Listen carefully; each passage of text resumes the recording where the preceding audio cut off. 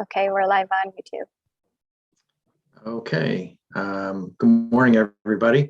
Welcome to the March 1st public hearing of the Executive and Legislative Nominations Committee.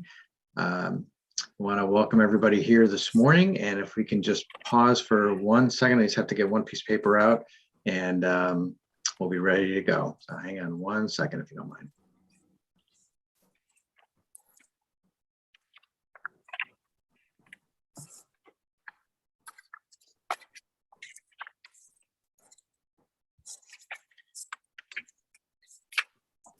All right.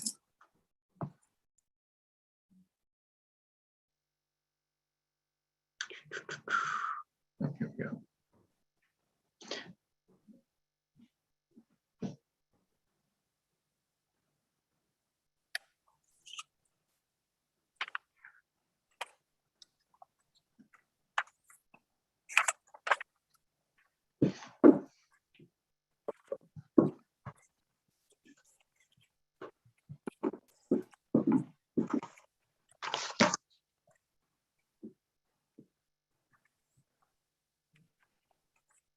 Okay. All right. First up is Michelle Gilman. Good morning, to be Commissioner of the Department of Administrative Services. How are you? Good morning. How's everything? Thank you. Good, good. Ready? I am. Right, excellent. You're fine. Would you raise your right hand, please? Do you promise to swear or affirm to tell us the truth, the whole truth, and nothing but the truth? Yes, I do. Okay. Feel free to give an opening statement. Thanks. Thank you, Senator. Good morning, Senator Duff, Representative Concepcion, Senator Kelly, Representative Kennedy, and distinguished members of the Executive and Legislative Nominations Committee. For the record, my name is Michelle Gilman, and I am the Acting Commissioner of the Department of Administrative Services. It is an honor of a lifetime to be nominated by Governor Lamont for this position, and I appreciate your consideration today of my nomination. If confirmed, I look forward to working in partnership with the General Assembly to continue the progress we have made together in the face of extraordinary challenges during these past 3 years. I hope to take just a moment to talk briefly about my personal background and trajectory into state and local government, federal government as well. And then just give you a snapshot of my priorities looking ahead with the Department of Administrative Services, and then look forward to taking any questions. So I think you have my resume and background materials, but just to give you a flavor of my background in public service and working in government, it actually started at a young age in my teens, where I really learned the values of public service and the impact that government has on all of us. Growing up in the Vernon and South Windsor areas, back when I was a teen, there was a time when the state was looking to site a nuclear waste dump, a low-level nuclear waste dump, but a dump all the less in my area. And so I, along with many of my local residents, joined and gathered and protested and spoke out against such a siting of a nuclear site in my neighborhood. And then through that, I quickly learned, and we, by the way, fought against that successfully. Quickly moving into college, really explored opportunities in government, working at the state capitol under the Office of Policy and Management and Secretary Bill Sebas at the time, and working at a time in government that was very unique, with an independent governor, Governor Lowell Weicker at the time, and working with the legislature at a very unique time and a very challenging time.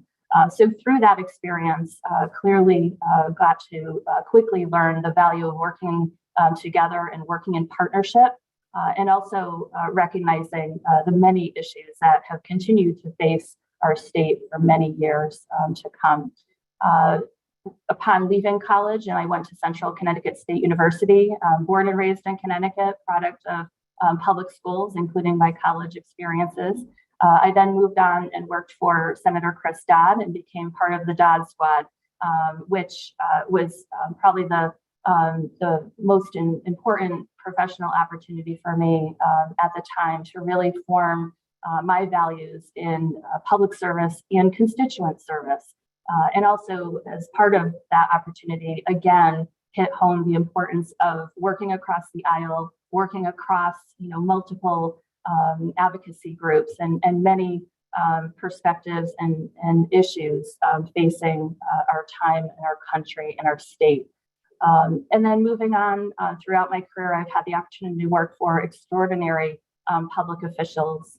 And then most recently, I had worked for Comptroller Kevin Lembo, where learning the value of transparency in government and advocacy in government again hit home.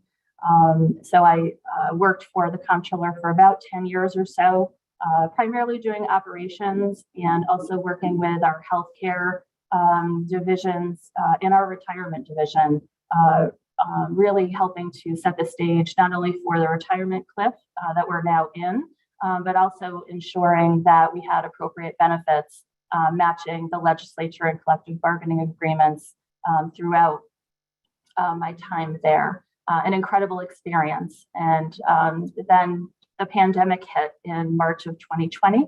And at that time, the governor and commissioner and COO Josh Duvall called me and asked me to join the administration to become deputy COO. I believe I started the job essentially when the pandemic hit our state, and it was a trajectory like I'd experienced no other professional opportunity.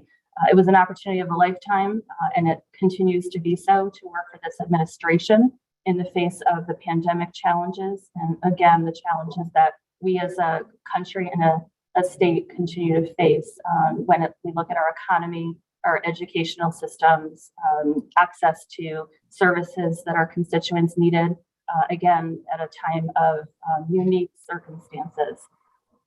So now it brings me to this role, which again is a great honor to have been nominated for, and for which I have several different priorities that I'd like to address today, and which are in my testimony, which you should also have, and I'm happy to go into more detail during this time. But first and foremost, it's a commitment to our state employees and our state workforce in our executive agencies and beyond. With our retirement cliff, again, here, with thousands of retirees eligible to retire and having, or thousands of employees having the opportunity to retire and having done so, we also have an extraordinary opportunity to recruit a talented and diverse workforce. The DAS team is ready and is already conducting aggressive recruitment efforts on behalf of our executive agencies. It's a challenge that we take head on, particularly in an employee market that's extremely competitive and where industries are fighting for the best talent and the best qualifications for employees. And diversity within that workforce is paramount to the success of our efforts within that effort as well. I also want to speak to our technology efforts, which many of you know we're undergoing a centralization or an optimization of our IT efforts to not only ensure security across all of our platforms in executive government within our executive agency, but also to cross-train and ensure that we have expanded access to digital government throughout our state. And again, this is one of the governor's top priorities, and we've come a long way in terms of promoting digital access, not only through the pandemic, but beyond. And we have more to do to really make government more accessible to residents and to our agencies and to external partners. And this is a continued priority for the DAS team and all of our partner agencies that are working with us on that. We also have our procurement division, which does extraordinary work, not only during the pandemic, as we all know, but day to day, working to source local products, local services to support our agencies, and also to provide options to our municipalities, nonprofits, and other partners that can benefit from those contracts. But what I do know as well is that we can always do better in terms of attracting more small and minority businesses to participate in our contracting efforts. So I have a strong commitment to ensuring expanded access and easier access to those contracting efforts, breaking down any barriers that prospective vendors may have when it comes to contracting with the state. So again, a top priority of the governor, myself, and our team here at DAS.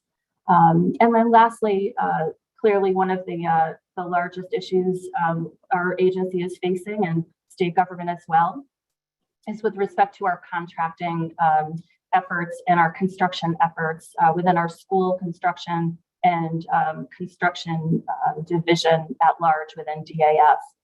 Our team, along with the governor and myself, are committed to advancing that construction program, not only for schools, but overall for state buildings and state properties, to ensure maximum transparency of full accounting of all funds and processes and procedures that are in place now, a full review of all of those processes, not only that have occurred in the past, but also moving forward to ensure that our towns, our schools, and again, our other partners in government have the information, have the tools they need to appropriately access contracts and again, build schools and build and construct other properties as needed. So we very much look forward to working in partnership, collaborating not only with our partners, whether again, they're nonprofits or government partners, schools and superintendents, town officials, but also with you. We recognize clearly the value of working with you. You deserve transparency, you deserve answers. And I pledge to you, if confirmed for this position, that you will have direct access to our team to get the information you need, whether it's around procurement, HR and retirement and recruitment, or whether it's around contracting and our practices around small and minority business development. Again, very much look forward to the conversation today and your questions, and know that I'm committed first and foremost to public service and doing right by our state and making sure that we have accessible and responsive government moving across all sectors in the division and within the department. Thank you for your time.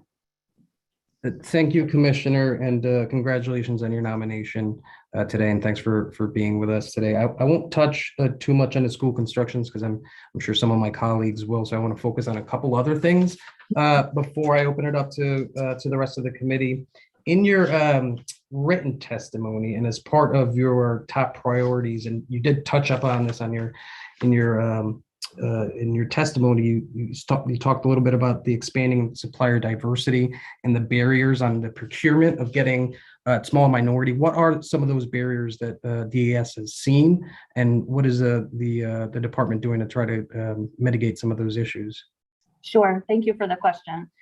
So I think we've come a long way, especially over the last few years, promoting new opportunities to register as a small or minority business. We've changed our platform from BizNet, which was an older legacy system, to CT Source, and we work every day to ensure that that system to pre-qual to be on the state contracting portal and become a vendor, or to access those systems, are as smooth and transparent, straightforward as possible. But we can always do more. And so what our team has done, and it's a small but mighty team, and I had the pleasure of working with them when I was acting director of procurement last year. We've been going out to vendor fairs, going out to events, in particular that attract small and minority business contractors, doing outreach, whether it's virtually or in person. I think some of the barriers we see are that oftentimes vendors don't have the time to explore how to contract and how to manage the quote unquote bureaucracy required to become a contractor. So our team has a goal very quickly to expand not only the staff and the resources of that unit, but also to get out into the communities that we serve and to really navigate some of those barriers. So we look forward to continuing to explore some of those challenges to ensure registration as contractors, but also to ensure that they have opportunities and level opportunities when contracting and bidding. A lot of that is also communication with our prospective entities that are looking at contracts. So whether it's towns and municipalities or nonprofits or others that are utilizing master contracts, reminding them of set aside goals, reminding them of the value of utilizing small and minority businesses for those opportunities, I think is an obligation not only for our agency, but for all of us in government. So that's, again, something that we'll continue to promote. Thanks, I appreciate those comments. In your written testimony, you also referenced the school facility survey, and more notably, at least to me, is the air quality grant program. Can you expand a little bit on that and where we are with that? Certainly.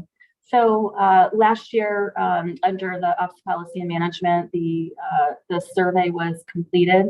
We went back when the program came back to the Department of Administrative Services and really supplemented the survey to get a better idea of some of the data that was missing from the original survey, and really to get a better sense of some deficiencies in HVAC programs in schools, particularly around the pandemic, and what some of the deeper needs are of the school systems. So we went back and went out and did a supplement to that survey.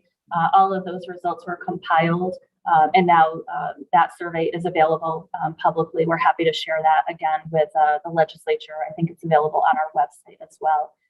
But through this and through continued conversations with the legislature, and in particular the Education Committee, we have also worked in collaboration with the Department of Public Health, the Department of Energy, Environmental Protection, and Energy as well, and other sister agencies to really develop an aggressive HVAC program that would serve our schools.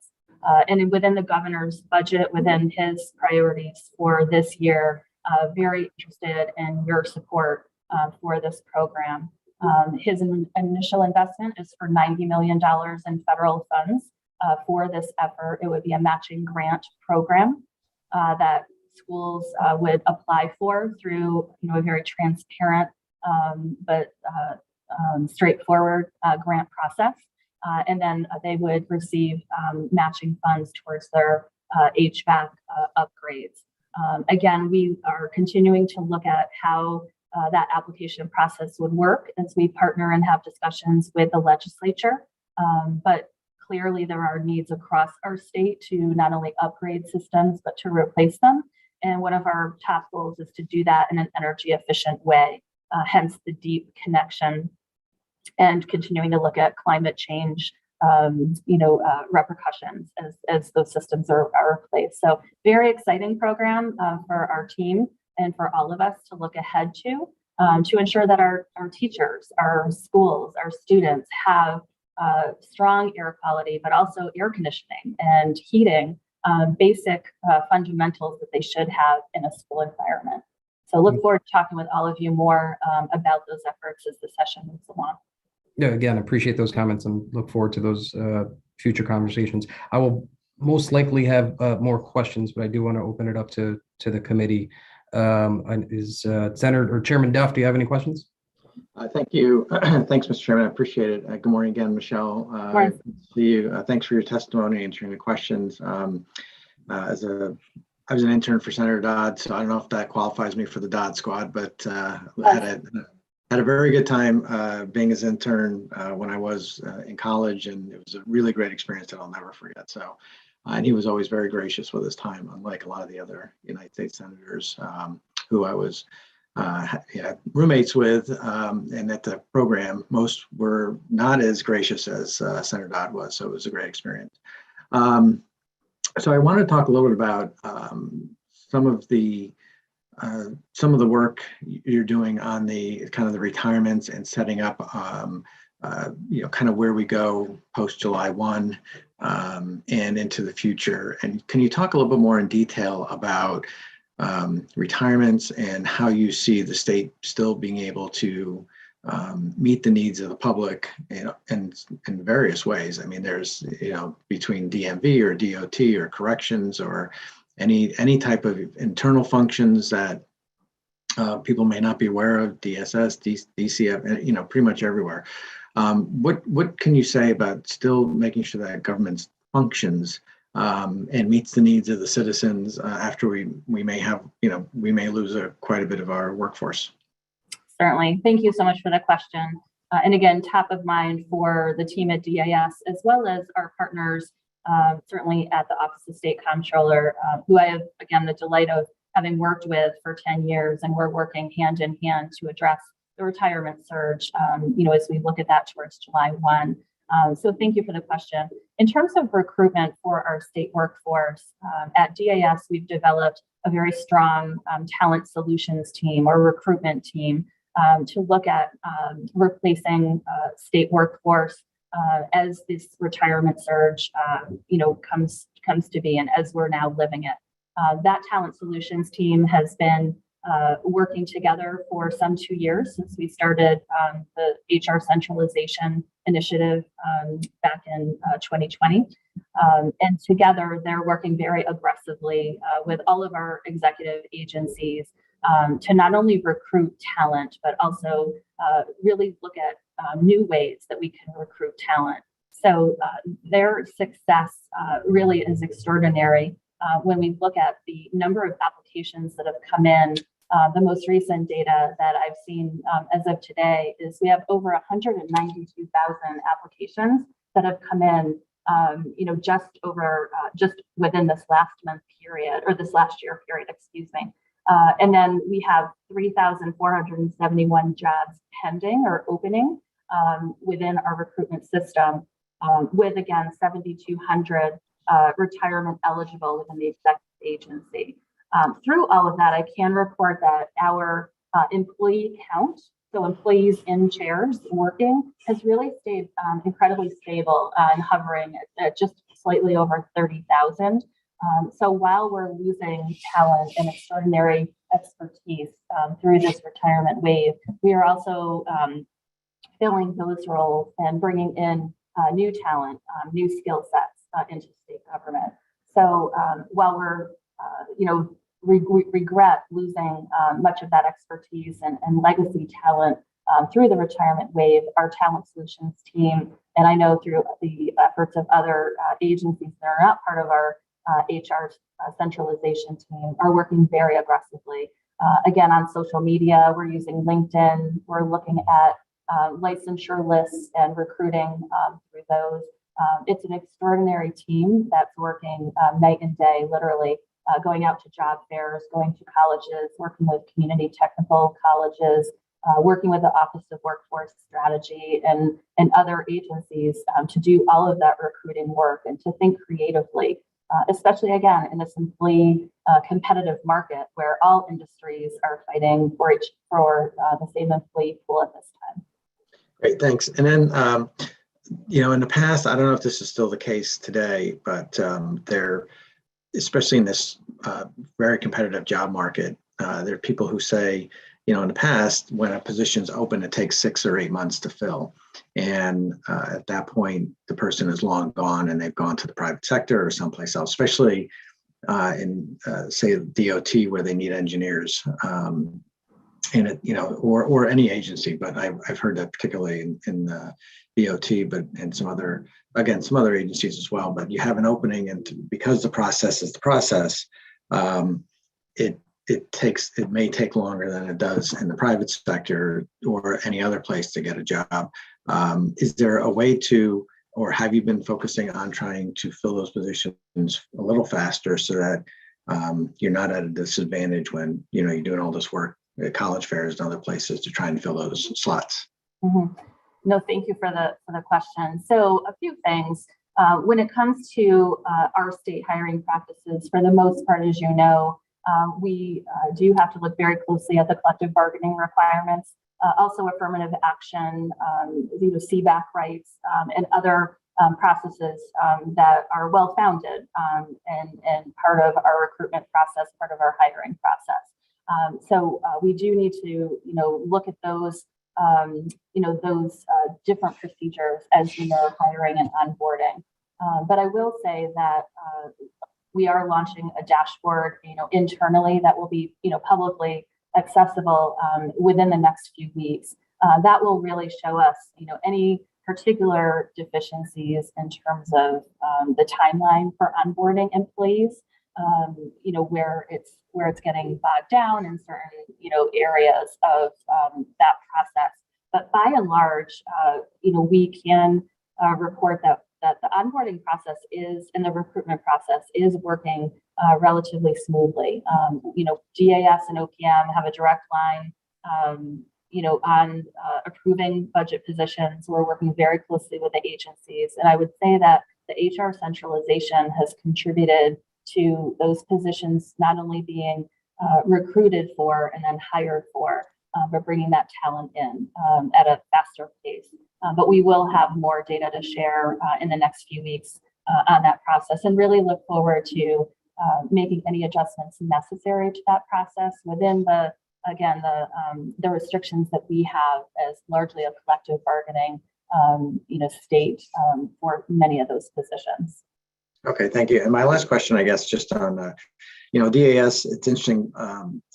Again, let me just go back to the last question. I'll get to the next one, but just on the last one, again, with the bipartisan infrastructure money that's coming in and everything else, we want to make sure that we're able to move these projects that we have to do, which is again why it's important. And I totally understand what you're saying about all the kind of the process you have to go through in order to hire folks. But we want to make sure that we're able to still keep things moving along, especially as it relates to our infrastructure and this, the federal funding that we're going to be getting. And DAS shifting over, DAS is a very important agency. It has a large grasp of state government, and I'm not sure that until you've been in state government, around state government for a long time or for a while, anybody really appreciates how wide of a berth, I guess, DAS has. And so, there's a lot of balls in the air, a lot of things that are happening at any given time, especially working on this with retirements, trying to modernize, working with the Department of Information Technology, school construction, other types of things. Talk a little bit about, I think you talked about it in your opening, but just talk about kind of internal controls, internal measures, what you all are seeing as ways in which, you're doing everything possible to ensure that taxpayer money is being spent wisely, and that there's, everything that what you're looking at, that trying to either moving forward, that you're trying to help close some gaps that had been out there, or that you are saying that are things that are already out there to prevent misuse of funds. Certainly. Thank you. Thank you for the question. So when it comes to our agency overall, just to piggyback off of your last question with respect to hiring, we are ensuring that as vacancies arise, whether it's in our business division, procurement division, or our other areas of concern, that we are hiring as quickly as possible. And I think that applies really statewide, where our hiring rates are at extraordinary pace, and we're hiring at a faster clip than we ever have in the past. So first of all, it's really looking at our staff and understanding where the gaps are coming up on the retirement clip and filling those. Then when we look at our agency overall, looking at the priorities with respect to the issues that our agency in particular is facing. So bringing back school construction, for example, ensuring that we immediately split up the auditing functions of the school construction program and brought that into the business office or our business division was critically important.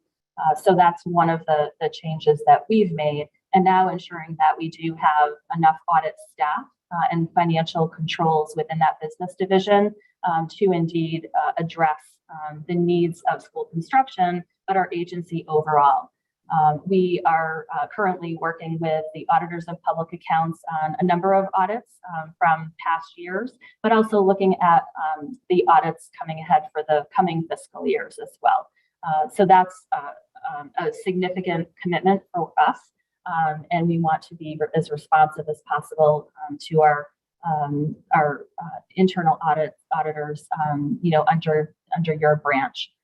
In addition, when it comes to the school construction program, we are also finalizing a contractor contracts with external auditors to look at those contracts, in particular the hazmat contracts, and look at the audits that were done internally by our staff or by the school audit staff since 2018.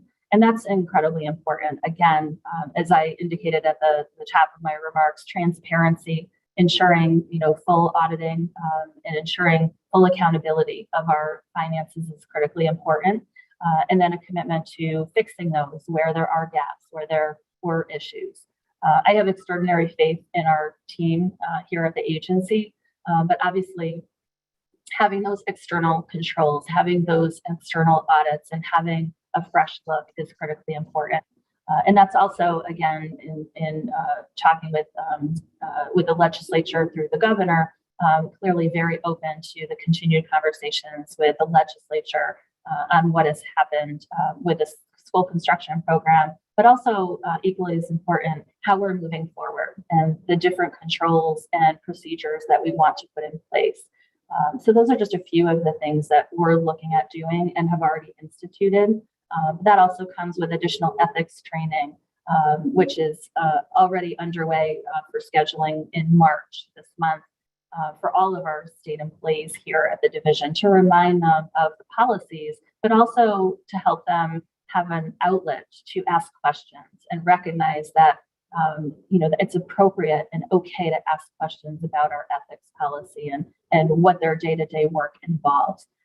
So those, again, are just a few of the things that we're doing to not only restore confidence in the school construction program, but also government at large. And again, our residents in the state deserve that.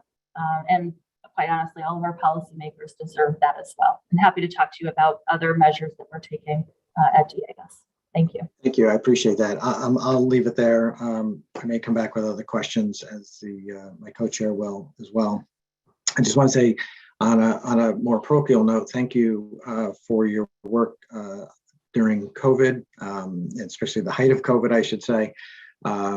As the deputy prior to your ascension and working on COVID so much, you always were extremely helpful to us in Norwalk and our team here locally on the ground, and always just lots of praise for your responsiveness, for your help, and actually getting the job done. And so I just want to say thank you for that publicly and be appreciative of that, because so much of that, what happened was behind the scenes. And I'm sure you did this with other communities as well, and the team did it with other communities. But, our folks here said just how great you were and responsive. And so I want to just publicly mention that, because I think that shows hands-on work for you, and it shows kind of your work ethic and how you plan on rolling up your sleeves and taking this job head on. So thank you for that, and I will pass it on. Thank you, Mr. Chair. Thank you, Senator. Thank you. Ranking Member Kennedy, do you have any? Thank you, Mr. Chairman. And I apologize for my voice. I'll be brief. Thank you, Michelle, for agreeing to serve.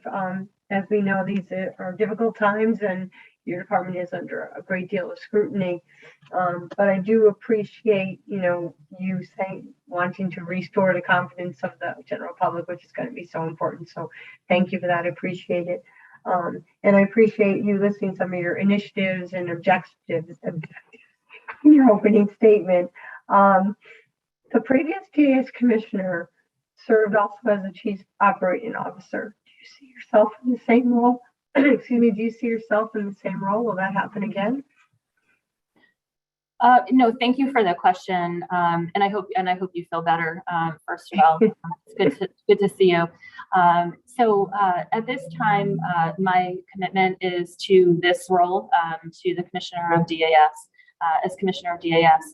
I think the governor is, looking at how to fill the role of COO and the COO team. I was proud to be a part of that. And I think through my role as Commissioner of DAS, we have an extraordinary opportunity to continue the work with our other agencies and also with our other branches of government. Through my role as Deputy COO, I did have the opportunity to work not only with the legislative branch and also the judicial branch, but our higher education partners, our quasi-publics, and many more agencies. It was an extraordinary opportunity and one that, while I would not want to repeat the pandemic, especially the height of that, I learned a great deal, and I had the opportunity to work with amazing staff and employees, not only within our agencies, but also through our hospital system, through our schools, and through many other areas of government and public service. But I think when it comes to the COO role specifically, my focus again will be on commissioner, and I defer to the governor in terms of how he is going to, fill the COO role and the timing around that. But again, in the absence of that role being filled, so many opportunities to work with our agencies. And again, the HVAC program, as I mentioned before, is just one where we have the opportunity to work with DPH and SDE, just to name a few. The CTECs are also included, not to mention our municipalities and many other entities. So really looking forward to engaging in that work. And really appreciate the question. Thank you. Thank you, Michelle. I really appreciate that.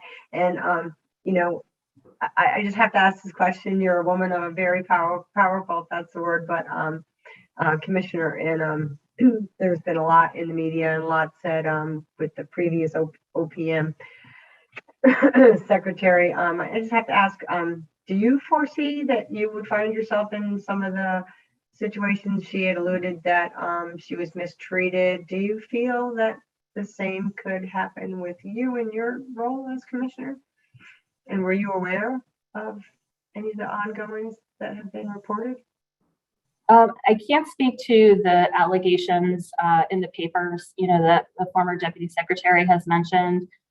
In my experience, having worked with the administration previously in my role in the comptroller's office, and then certainly most recently as deputy COO, and then in just these 2.5 weeks as acting commissioner, the partnership within our team, the respect and the independence to be allowed to do the work has been extraordinary. And in particular, working with the governor, working with Paul Mounds and working with Josh Jabal has been an incredible opportunity.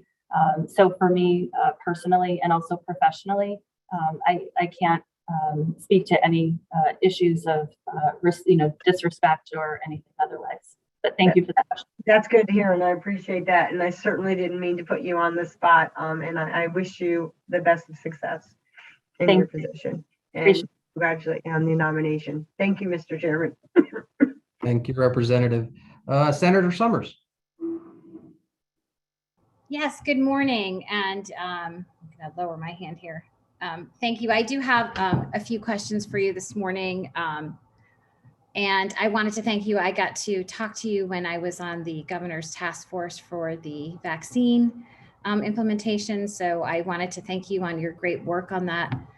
During that time, I know we had a lot of conversations about access, et cetera, and you were always very responsive, and I appreciate that, and I have remembered that.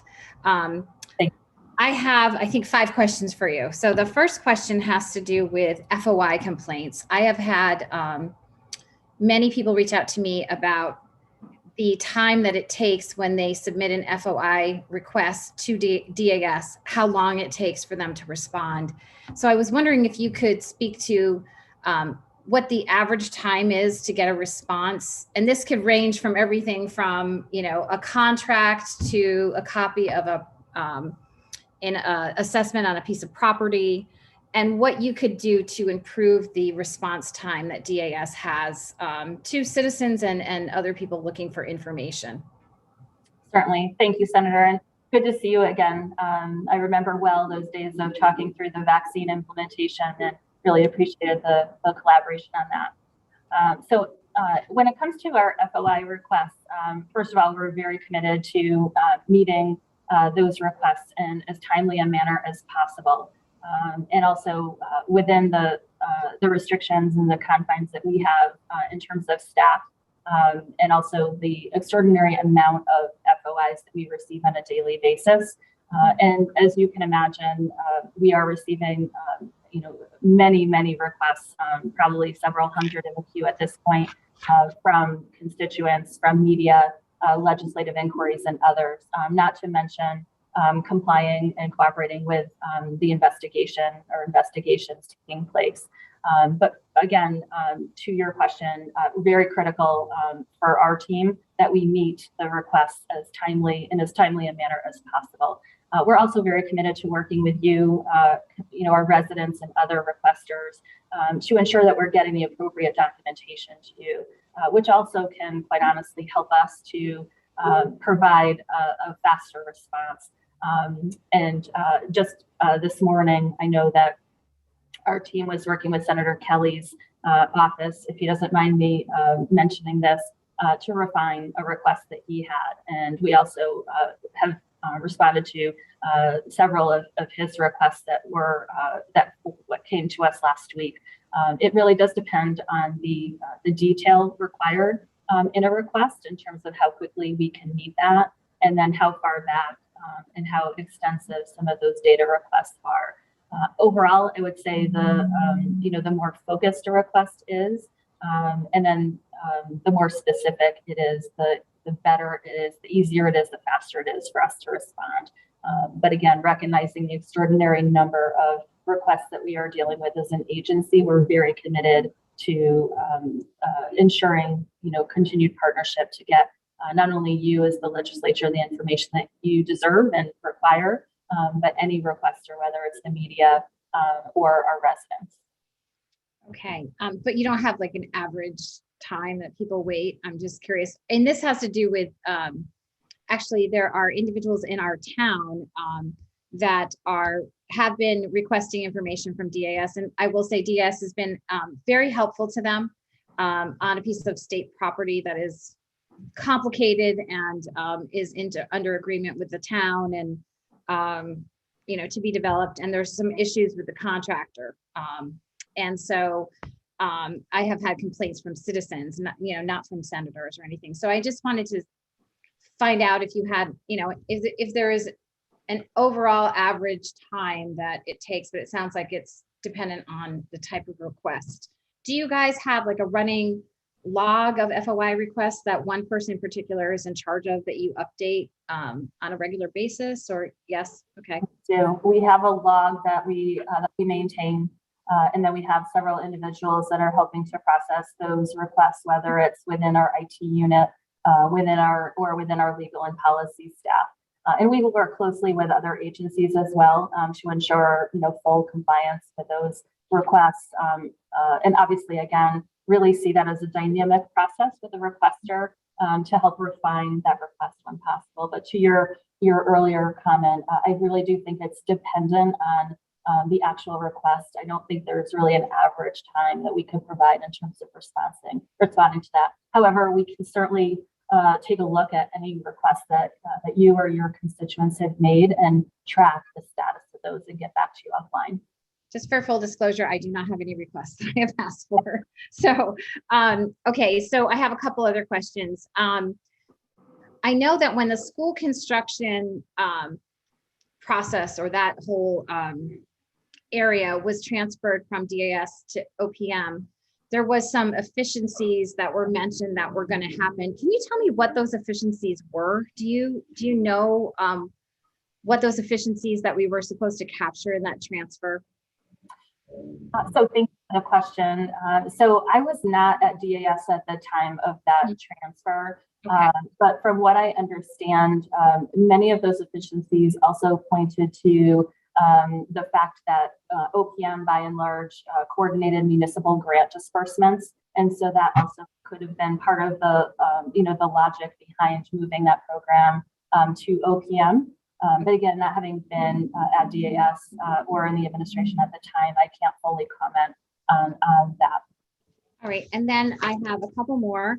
The Contracting Standards Board, I know that we probably don't agree on that. That is something that we think, many of us think, especially in Eastern Connecticut, is very important to continue and fund. I know that you had a statement that said something like you thought it was somewhat, and I'm paraphrasing, that it was sort of a duplication of services, and that's something that you felt was not necessary. You agreed with the governor, and he has defunded that line item, even though the legislature has funded it over the last few years. So could you say more about that as far as why you said something similar to that, and why you think that the Contracting Standards Board is not something that should be funded? Because I know many of us feel very strongly in the other aspect that it should be funded as a independent review of contracts, etc.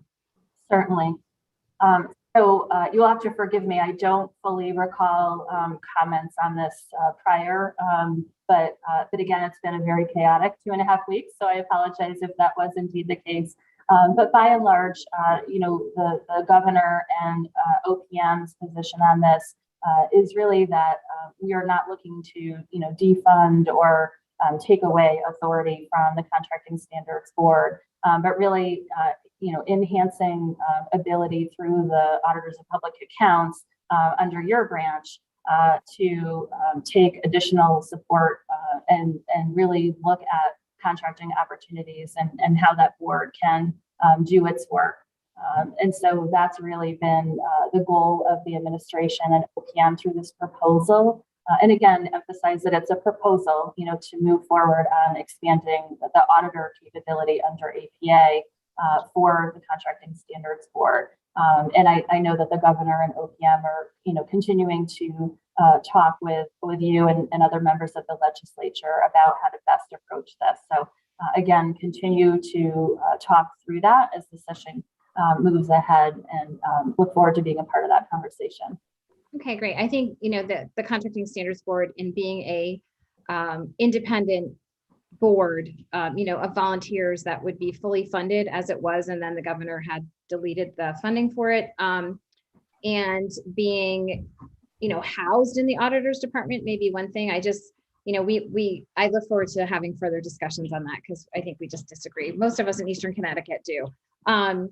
Then I had a couple questions that I don't mean to put you on the spot, but I have to ask them because they are things that have come up that, I need to get on the record what your response would be. And it has to do with a report from 2010 that Blumenthal came out with concerning the inappropriate database collection of individual names and some detail, race, religion, etc. That, quote, there was a reasonable perception that this database was funded by taxpayers, was developed for campaign purposes. And this happened when you were working for Lieutenant Governor Bysewitz in the Secretary of State's office as her chief of staff. And at that time, you were named as one of the 3 employees that had access, when password, to upload these this information and these names. And first of all, I wanted to ask you if you were involved in uploading them. And second of all, if you now, as the DAS commissioner, had an employee that was using taxpayer time and money on a state computer uploading information like that, what would you do? So thank you for the question. And I hope I answer your full questions here. So in terms of the report, which was well over 12 years ago, so I've sort of gone back in my into the recesses of my brain to recall all of the different findings. But to the best of my recollection, the report, really did not have any official conclusions in terms of any wrongdoing by the office. And while it was referred to the chief state's attorney and to the Office of State Ethics, to the best of my knowledge, no actionable recommendations from either of those offices on any illegal activity or other impropriety. So I do think that that's important to convey. What I think is also important is that the database that was created was really a case management system for the Office of the Secretary of the State, given the broad use of small business development in that office, as well as her significant elections sector experience at the time as well, working with registrars, town clerks, and others. We also had hundreds of inquiries come in at the time that the HAVA legislation had rolled out, and we were rolling out voting machines and obviously addressing individuals with disabilities and access to voting rights and the new voting technology that we're using today. So at the time, there was a need for a case management system that was also not a legacy system. And so, obviously the Attorney General's office did that report.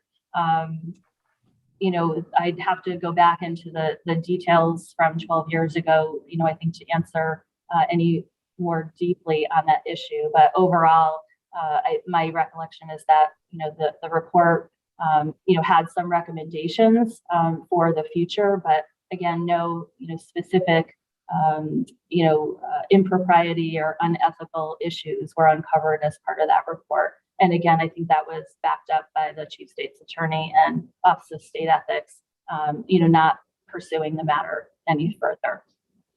So I wasn't asking you, I don't want you to feel defensive that I never said there's anything on improprietary, et cetera, but I did ask if you had an employee, now that you're the DAS, going to be the DAS commissioner, who was, creating a database on their state computer, what would you do?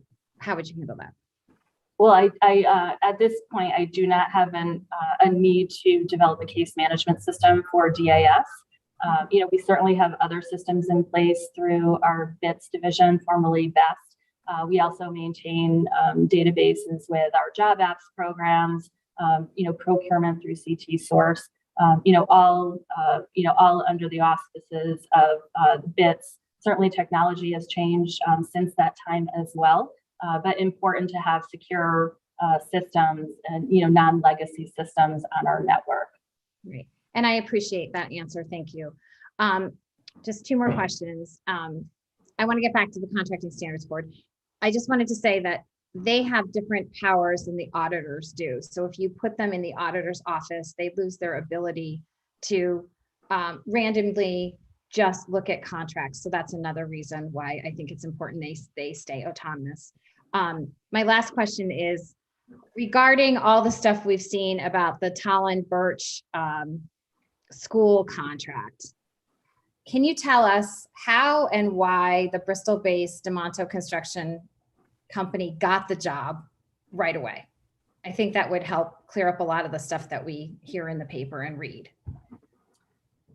So I apologize. First of all, I thank you for the question. I apologize because I am not as deeply informed on how they got that contract. I think that would have been a decision by the school district at the time, which would have worked off of the master contract options available, through procurement. But I can certainly provide, additional information to you, after this hearing, in terms of that specific question.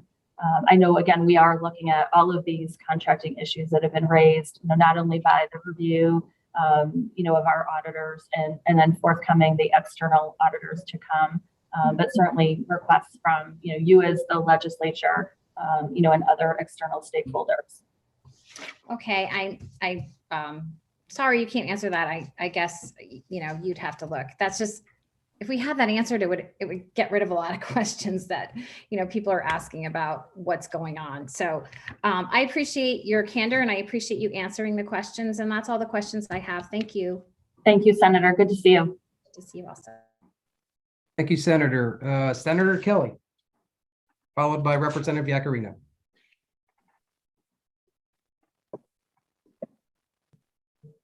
Thank you very much, Mr. Chairman. And thank you, Commissioner, for your willingness to serve. Also, thank you for your, I'm going to say, responsiveness to the FOI request. We certainly look forward to working with you with regards to that. I just want to drill down on a couple of issues. One, I just want to be clear.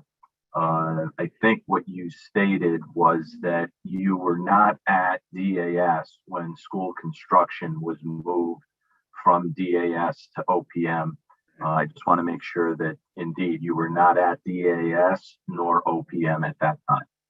That's correct. I moved to DAS in March of 2020 as Deputy COO, working for DAS in the governor's office, primarily in a COVID response focus, but I was not at DAS or OPM at the time. Really, I was at the comptroller's office in 2019. Okay. Now, we understand that there is a movement to conduct an internal audit of the school construction program. And my question is, who made that decision to do an internal audit? So thank you for the question.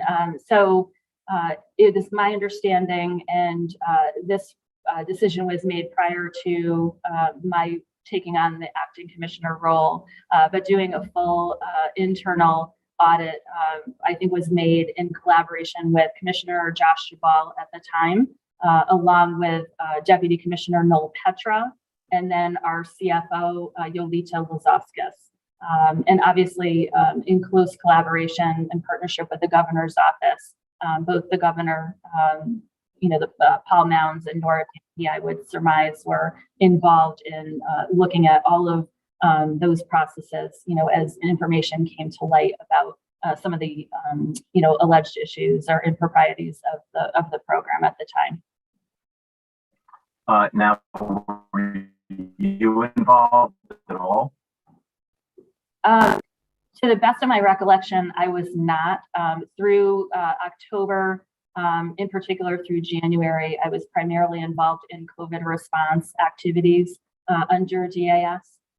I have had some engagement, certainly with DAS operations, and might have had some awareness, but by and large, I don't believe I had any decision-making, authority within, that specific activity. At the time, with the COVID infection rate spiraling in late winter, I was really very focused in my deputy COO role on the COVID response efforts and some other initiatives.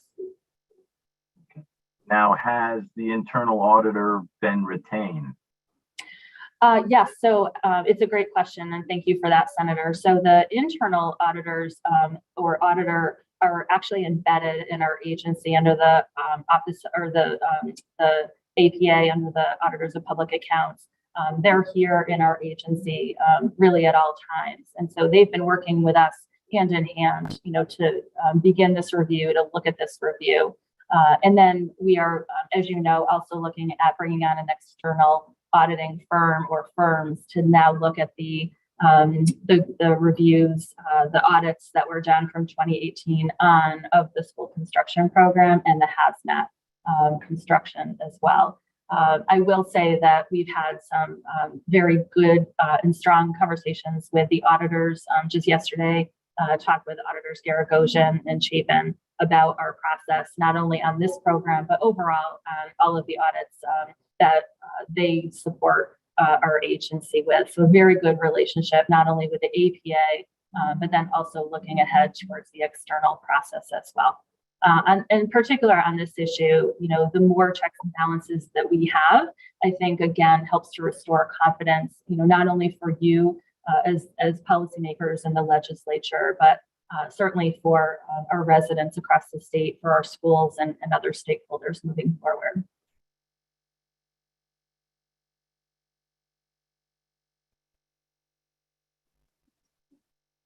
Okay, so since you made the distinction between the internal and external, I'm going to group on that question. Were you involved in the decision to retain the external auditors? No, that was so I really started in the acting commissioner role on February 11th. And so to the best of my recollection, those decisions were made just before I came on staff. It was, very probably exquisite timing in terms of that RFP going out, or the scope of work going out to our contractors that can do this work. I will say that since taking on the official role of acting commissioner, I've been working, daily, if not hourly, with our CFO and our procurement team to actually enhance the scope of work for this external audit, as we, looked at other areas that we wanted the firm or firms to delve into. And we've also worked very closely with the governor's office to expedite the timeline by which we bring on those firms so that we can move forward on the work quickly and get this work done. So that we can report out to all of you and again to the residents on our findings. And then more importantly, also make any corrections or adjustments as needed based on any of the audit findings. Okay, so these auditors, the external auditors, have not been retained yet. That's something you're going to be doing. I apologize for the interruption. So we are imminently making a decision on the firm. In fact, it will be, probably within the next few days or so that we will be making the final selection. And then the goal is to have that work completed, I believe, by the end of April on the audit program. So it's a very aggressive schedule, but the firm or firms that we choose will need to meet that timeline in order to be selected to do this review. Okay. Were the state auditors of public accounts given the right of first refusal? So we've actually had a conversation with the auditors of public accounts, and I don't think I'm speaking out of school when I say in our conversations that this most likely would have been a very significant project for the APA team, given their staff, their resources, and their other priorities. But defer certainly to any questions that you may want to ask of them. What I will say again is that we enjoy a very close yet respectful and appropriate partnership with the APA. And again, embedded here in our agency, there are several different levels of which the APA is engaged in our agency, as they are in others.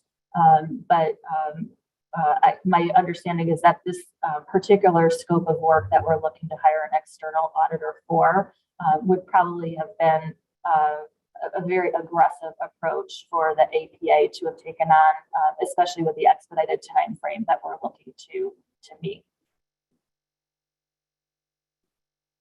Okay, well, I don't think I heard an answer there. So the question was, did you give them the opportunity, the right of first refusal? We actually, in our conversations yesterday with them, we've officially notified them of going out for external audit, which is my understanding our statutory obligation. And they indicated to us that that was appropriate and that, again, they would not have been able to pursue they would not have been able to take on this particular audit. I think it's fair to say that external auditing is not uncommon in state government and does frequently occur.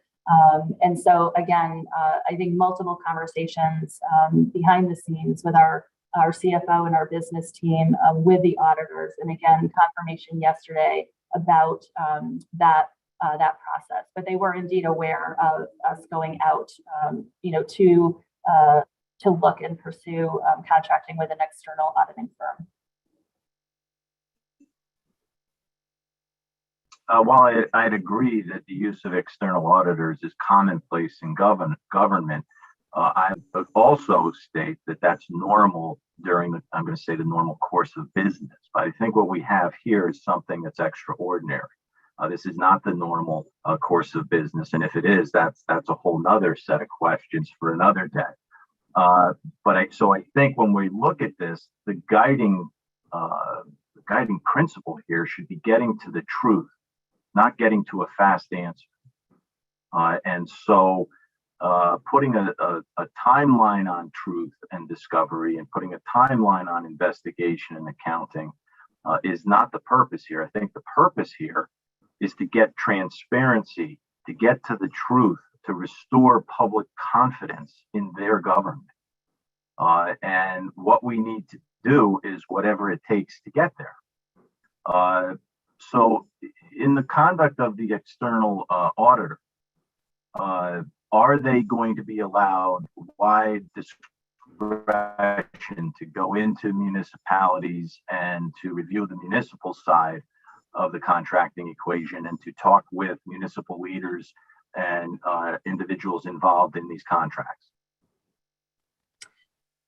We can make amendments to the contracts as we engage in them to pursue, that additional scope of work. The initial scope, which we expanded again, as I mentioned, in mid-February, to take on the hazmat program review as well, was just another example of where we expanded the scope. So we have opportunities to expand the scope of the external audits as we move forward with the contract.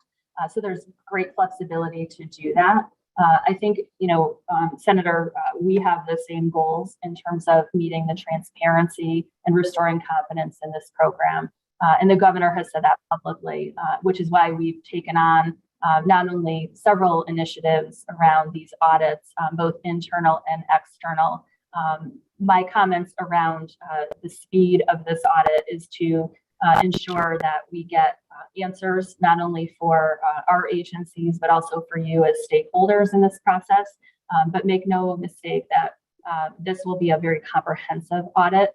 It will not be on a fast track in terms of a sloppy process or procedure. It will be done accurately, professionally, and with, again, full transparency, not only for us in government, but for our residents. So we absolutely have the same goals in terms of the process for this external audit, and we'll continue to do more as needed, working with our municipalities. So again, this may only be step one in terms of looking at the financial records of the program, and more important as well, understanding what processes and procedures need to be strengthened and tightened, how we can better communicate with our communities, with our school districts and our towns to ensure that rules are followed, to ensure that they understand the ethics considerations and other protocols of state procurement and their guidelines as school districts and towns. And again, of course, that follows to our own procedures internally with DAS and all of our state agency partners. So I hope that helps to answer any concerns that you have. What is the procedure or protocol to amend the scope of the audit? Do we, the legislators, have the opportunity to request that? So, as I mentioned at throughout my presentation today, we look forward to the partnership and collaboration with the legislature, in particular with you and members of this committee as we move forward on this issue. My commitment is to partner and to listen, to all of the members that have interest, in these issues, and to take suggestions and guidance as we move forward. Working in a silo does not benefit any of us, whether we're in the legislature or on the executive branch, as we move forward on this issue or any issue. In terms of process for changing the scope, I would say, again, we have changed the scope as we've gone out to hire a firm or firms for this particular effort. We very much like to get through that work with the initial deadline of end of April for this particular process. And then again, we can look at expanding that scope, which would really be a conversation with the entities that are hired to do this work and our legal and procurement teams to change and amend that contract. So it's a pretty straightforward process. It does happen frequently that you may change a contract and amend it. Oftentimes the Attorney General's office would be involved in any amendments to contracts. There is, several layers of scrutiny and review when you do that following procurement. But we can get you more information on how that in particular would work moving forward on these particular contracts. Okay, so what it sounds like to me is that this is operating in a silo, and that you'd only have the opportunity to look at an amendment or a revision and a change in the scope of practice after the fact. But yet it would seem to me that the most efficient and effective way to get to the truth is to do the investigation and the accounting at the same time, rather than to have these set of facts looked at once, bring it back, make a report, and then decide at some point, oh, we may want to, which would also be post April 28th or 29th that you said, to then go back and rehash the same material. I don't think that's an effective use of time. And if we're looking at getting to both the time or the truth and in a timely fashion, you'd want to do both at the same time. That to me would be make the most sense. And what is the hallmark of democracy are checks and balances. It's why the legislative body needs to be involved in our government. We aren't just the executive branch nor a judicial branch. We're three branches, separate but equal. And so I believe that what we need is to look at these and to drill down on all aspects of school construction, because this is extraordinary. If you're going to tell me that this is in the main and this is the way government is normally run, then I think we're going to have a different conversation. So we shouldn't use the normal accounting procedures to something that's extraordinary and has drawn substantial, significant scrutiny. So once again, why aren't we going to do that? And as a subset of this, are you going to look at consultants and investigate and look at what they have as part of this external audit? So again, thank you for the question and the comments, Senator. So I want to make it very clear that we are open to looking at other areas where audits need to be done on this program, and certainly in other areas, whether that's school construction, construction overall, or through the breadth of our DAS programs. We are always open to certainly our internal auditing processes, but also the need for external audits at any time. And we'll continue to have those conversations, not only with the governor's office, but certainly with you as the legislature, if and when those situations were to arise. When it comes to this particular external audit, we work very closely with the Attorney General's office on contracts in general and how that process moves forward. And we do have to follow certain procurement rules and statutes around the procurement. So we are at a point in the process right now where amending that scope of work as we're finishing up the particular phase in the procurement could go against the procurement process and would not be appropriate to make.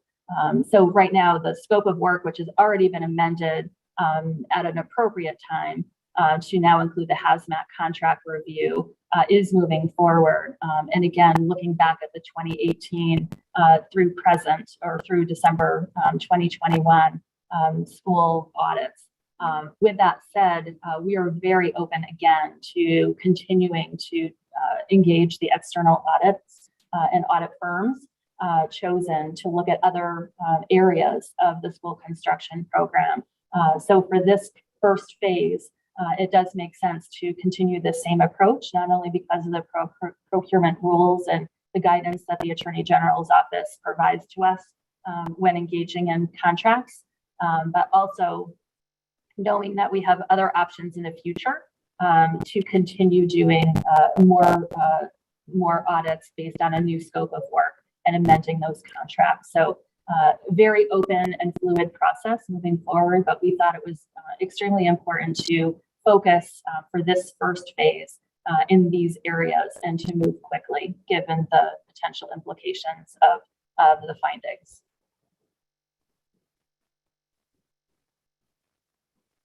Okay, one final question. Mindful of what we just discussed, and our desire to get the truth.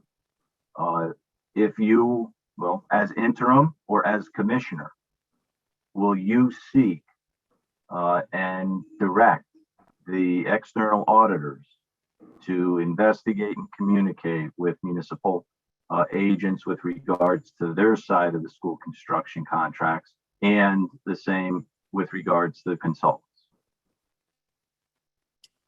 And I apologize, can you repeat that question? Sure. If you're the, well, you're interim right now, but if you're the commissioner, will you, guided by what we said, will you direct the external auditors to investigate an account with, communicate with municipal agents on their side of the school construction contracts?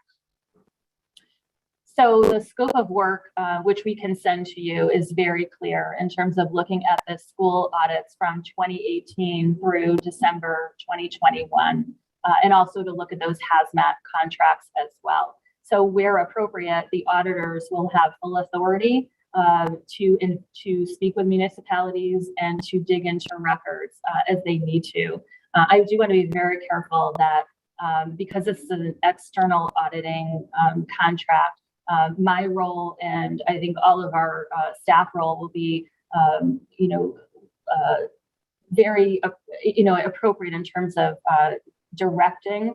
I want to be very careful and cautious in using that word, because we're hiring external audit firms because of their independent expertise and ability to get the job done, and to really be an independent checks and balances to our current processes and procedures that we have in place, both internally and then working with the auditors of public accounts. So we have full faith and confidence that an external audit firm or firms will be able to do this work, and we will give them full authority to get the job done. And if that means speaking with municipalities, looking at various records, if that's what they need to do, that's what they'll do. My understanding of the scope of practice was that it would not allow the external auditors to go into those types of questions with towns. So my concern here is that it's going to be limited in scope to the DAS side of the contracting equation. And so what I wanted to hear from you is that you're willing to work with us and to make sure that that investigation occurs.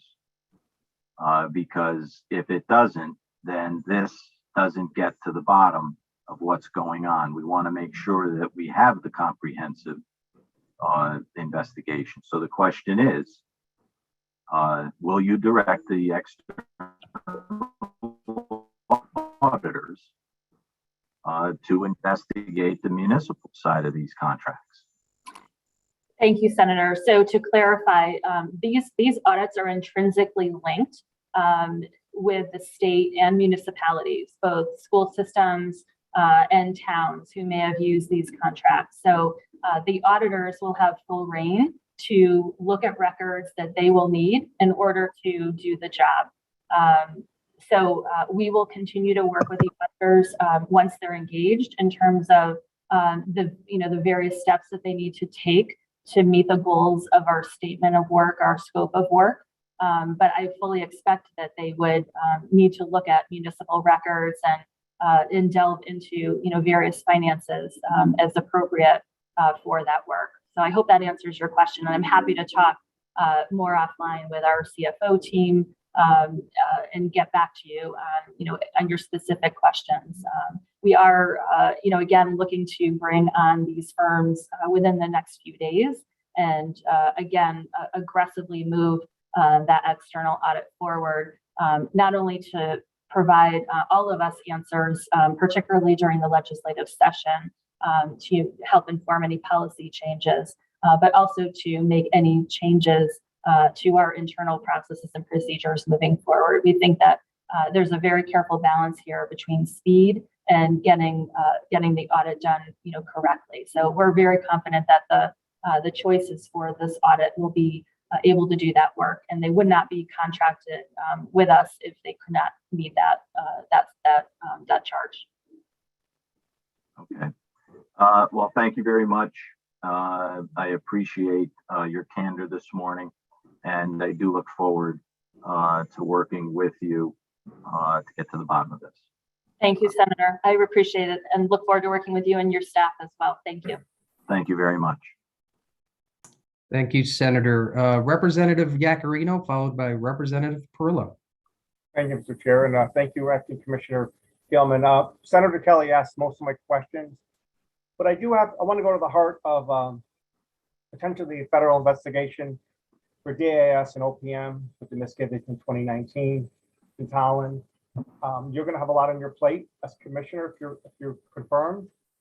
You've had a lot of questions about what potentially you're going to do, but there is a federal investigation going on right now. I think they're going to come up with a lot of information that maybe people don't want to hear, but there were a lot of misgivings allegedly. You as acting commissioner and then commissioner, what are you going to do to change the culture? Because the culture right now is pretty bad for DAS, I think, and OPM. With your staff, with your full agency, what is your directive? So thank you, Representative. I appreciate the question and look forward to working with you. So thank you for your question. So first of all, I absolutely recognize the challenge ahead as DAS Commissioner. I welcome the challenge, and again, I'm so honored to be considered for this role, and I'm really grateful to the governor for considering me and nominating me for this, and again, your consideration today. I am so proud to be a part of this DAS team, and obviously to work side by side with state employees across our great state. And again, that speaks not only to our executive agencies, but to those that I've had the opportunity to work with at constitutional offices in higher ed and in judicial, and certainly the legislative branch as well. If anything, this last 2 years during the pandemic has taught me that we have to work together. We have to work in partnership. There's so much at stake. And if we do not build bridges and do not come together, it only hurts us as a state. And so for me, and where I've come from professionally, young in my career to today, those are values and principles that I hold very strong, and it is very genuine. I hope you hear that today. So with that said, it's very important to me that our team at DAS know that they have, a commissioner that they can come to for concerns or questions. Through our strong leadership team here at DAS, we've also conveyed to all of our staff that if there were concerns or issues that they heard of, particularly around the school construction program, but other concerns, that they should come forward and talk to their supervisor about those. There are also obviously resources at Department of or the Office of State Ethics or through the auditors that they can also take advantage of. And so in terms of, additional training around ethics, around filing for the statement of financial interest, we're taking steps in our agency to ensure that there are no gaps when we look at that training and looking at who should be filing, those statements and doing more, obviously, in regards to training and looking at those audit procedures and other things that I've had the opportunity to talk about today. In terms of building a culture here, clearly it's a very challenging time for our state workforce, losing incredible talent, leadership, and skill. And again, delighted to also hear through just my short tenure as acting commissioner, the teams that are working to not only recruit new talent, but also to do so creatively. And also our teams that are working to work with our prospective retirees to ensure that they have a smooth transition to retirement. What I want to hammer home is that we have an incredible team here at DAS. We have incredible teams at OPM, incredible teams across all of our agencies across state government.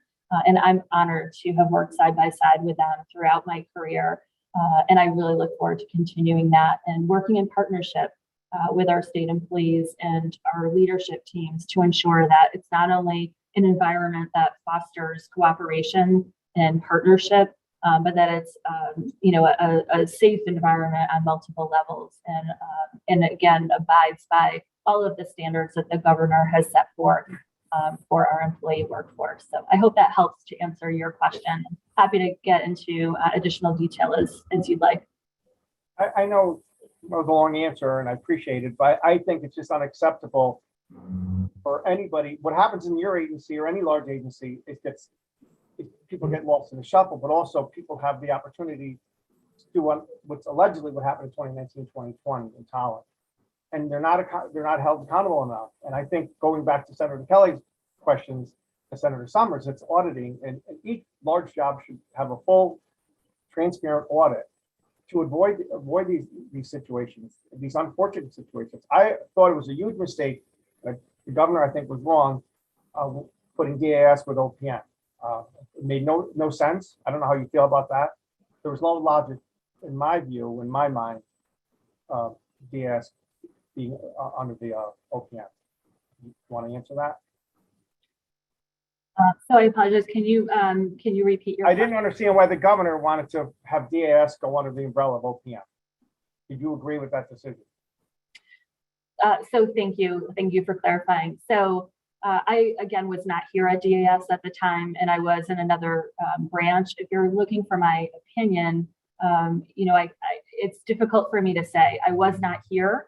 And I struggle to be a Monday morning quarterback when I don't have all of the information as to why decisions were made. What I can share is that both the governor and OPM, and certainly under my leadership, there is no interest in moving the school construction program, or quite frankly any of our programs, outside of DAS. At this time or any time in the future. We believe that the school construction program is best situated in our construction services program.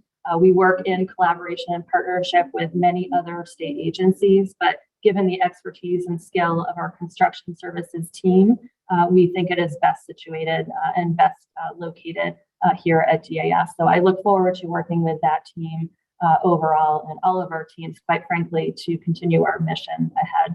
Which the challenges, as you indicated at the beginning of your question, are significant when we look at our IT needs, our HR needs, procurement, and obviously the school construction program.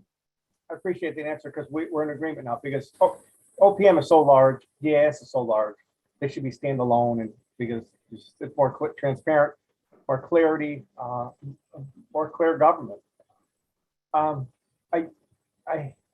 I wish you the best. I'm a little concerned with DAS right now. I've always held DAS in high esteem. You guys do a great job overall. The workers, I think there's a black eye right now, or a blemish, a big blemish. I think we haven't seen the federal government will be investigating this for quite a long time, and you're going to probably be busy with DAS and the federal investigation. Even though you were not there, you're still in charge now between the executive branch and DAS. So just transparency is key. I think you need to, I would hope you work with the legislature more and the state auditors more. For school construction is so vitally important for our districts, but also honesty, and we need that more now than ever in government. I wish you the best, and thank you, Mr. Chair. Thank you, Representative. Thank you, Representative. Representative Perillo. Thank you, Senator. Thanks very much. First of all, congratulations. You've been in government here in the state for quite a while. To be named a commissioner must be quite an achievement and an honor for you. I can only imagine. So I congratulate you on that. Thank you. I don't necessarily envy you, but I congratulate you. Thank you. Last week, we spoke with the commissioner of the Department of Public Health, and I asked her about test kits. I asked her about photos of test kits and the assertion that there had been photos which she addressed.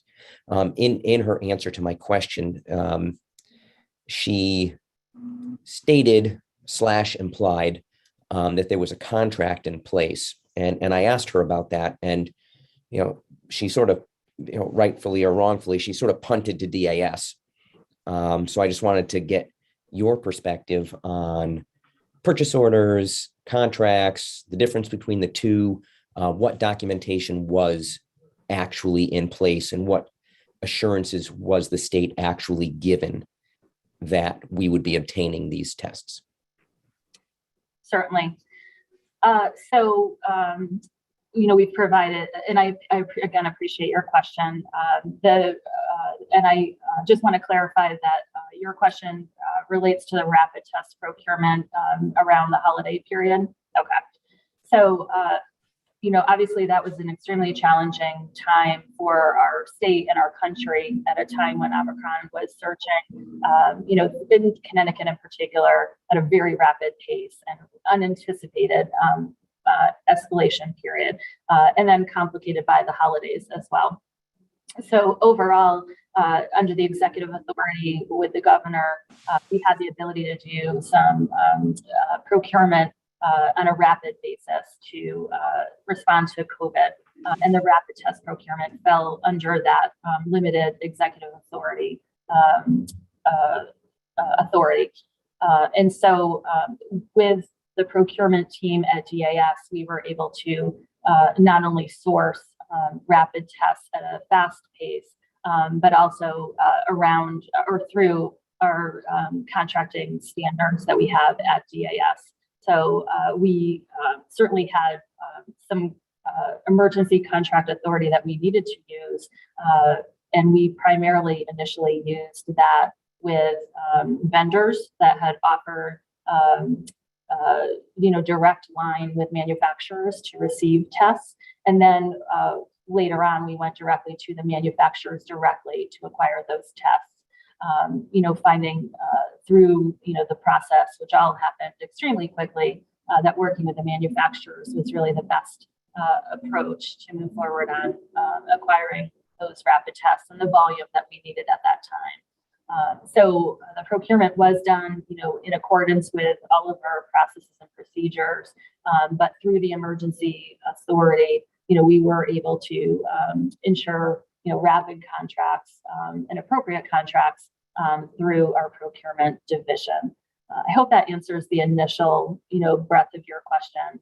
It was a very complex time, certainly a challenging time in terms of the procurement, but all done, according to our procurement standards, with the, the review of, all the different levels of government that are involved in that review. No, and I appreciate that. And I can appreciate the complexity and the urgency, and again, complicated by the holidays. Nothing, goes according to plan in situations like that. But my question was whether or not there was a contract in place, because it was represented that there was. I don't know if you got to an answer on that. So was there actually a contract in place? So we did have a contract in place. The purchase order inherently is the contract. But I think what's important to note is that no money was exchanged. And our contracting standards in Connecticut, unlike some other states and other entities, we do not prepay for services or goods before they arrive here. And so that was critical, for us, particularly at this complex time, this challenging time, to ensure that until the product arrived, on the ground of our state, arrived at our airports, arrived at our warehouse, that there would be no prepayment. And so at a time when other states were also dealing with promises of tests coming to them, they may have had situations where they prepaid for those orders. We did not and would not do that in accordance with our standards. Okay, so your assertion is that a purchase order is the same as a contract? Yes, essentially, yes. And the seller had signed that purchase order as well? Yes. So there were signatures on behalf of both parties? That's correct. So what ended up happening? Did we just get outbid? I think we were probably the victim of the markets at the time, and probably a number of factors of there not being enough supply to match the demand that we, along with other states, were seeing, and some bad actors probably in the process as well. And whether there are investigations taking place across the country with other states, with the federal government, et cetera, around price gouging, around commitments of product that did not exist. I think we'll see probably more of that to come. But the important thing is that we quickly moved away from sort of that that middle person model and working directly with the manufacturer to get the products that we needed.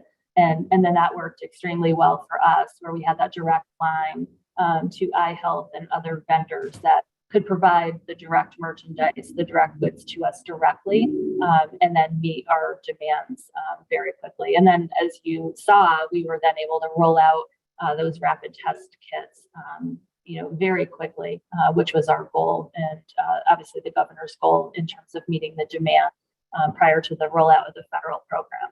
And I think it's important to remember that the rapid test kit rollout around the holidays was really a supplement to all of the testing resources that we had in the state, the community testing program, the rapid test programs that you would see in retail environments, as well as the PCR testing offered by almost 400 sites across the state. Not to mention, the vaccine, and remind individuals about all of the different steps to take to avoid COVID infection. So then you think that maybe the state sort of fell victim to bad actors, and that perhaps the test kits that we were promised didn't actually exist? I think that's possible, and I hate to speculate, but I think we were not unlike other states, other entities, probably hospitals and community health centers and other entities across the country that were all looking for rapid test kits as Omicron escalated. And so I think it's probably likely that we did run into, some individuals that made pledges that they couldn't meet, whether that was intentional or whether, again, it was a product of the markets at the time where these tests were going out the door so rapidly. Those vendors were not prepared, to manage that inventory as they should have. So I can't speculate as to why it occurred, but I do know that our procurement team, which again, was extraordinary and worked, over the holidays and quite literally on the holidays.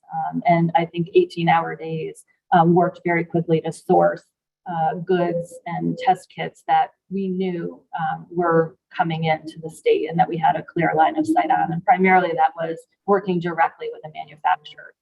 I give extraordinary credit to our procurement team, Jean Burke, who's the director of our team, for quickly moving to develop those relationships, which again, we saw the success of that effort, to then deploy, millions of rapid test kits to vulnerable communities, to our communities, to our schools, churches, and other entities that were in need of those rapid test kits to help supplement, the response at the time.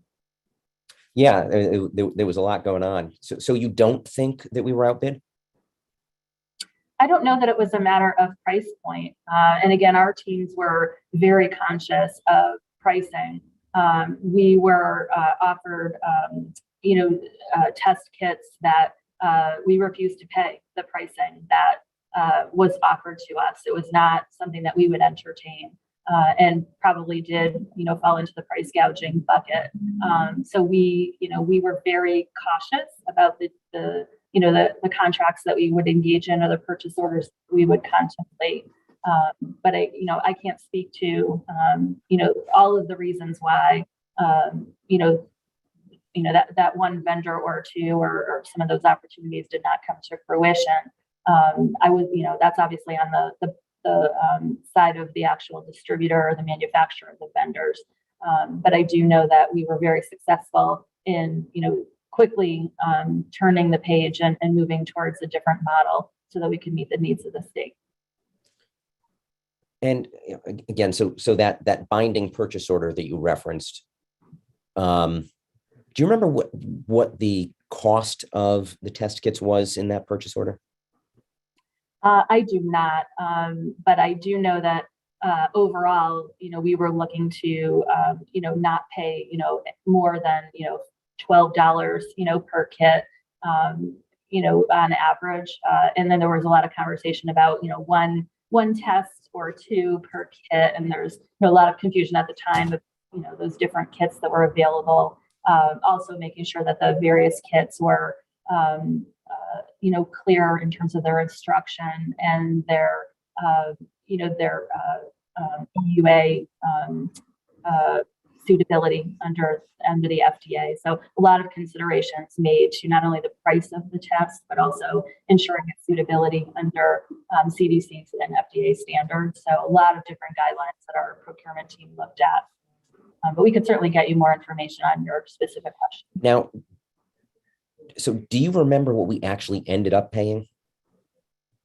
I would have to go back and get those records for you. I don't remember the exact amount, and I think probably our CFO has now finalized many of our payments to, in particular, iHealth. But I'd have to go back to our team and ensure that most of these purchases as well are also covered under FEMA funding. So as much as we would have paid for that using general fund dollars now, we are applying for FEMA eligible funding at this point as well. Do you remember if it was more or less than what we had originally, contracted for in a purchase order? What we ended up paying? I don't recall it, but we'd have to look back at that on a purchase order by purchase order basis. We really were working with several different vendors at the time. So I would need a little bit more information in terms of which vendor you're speaking to.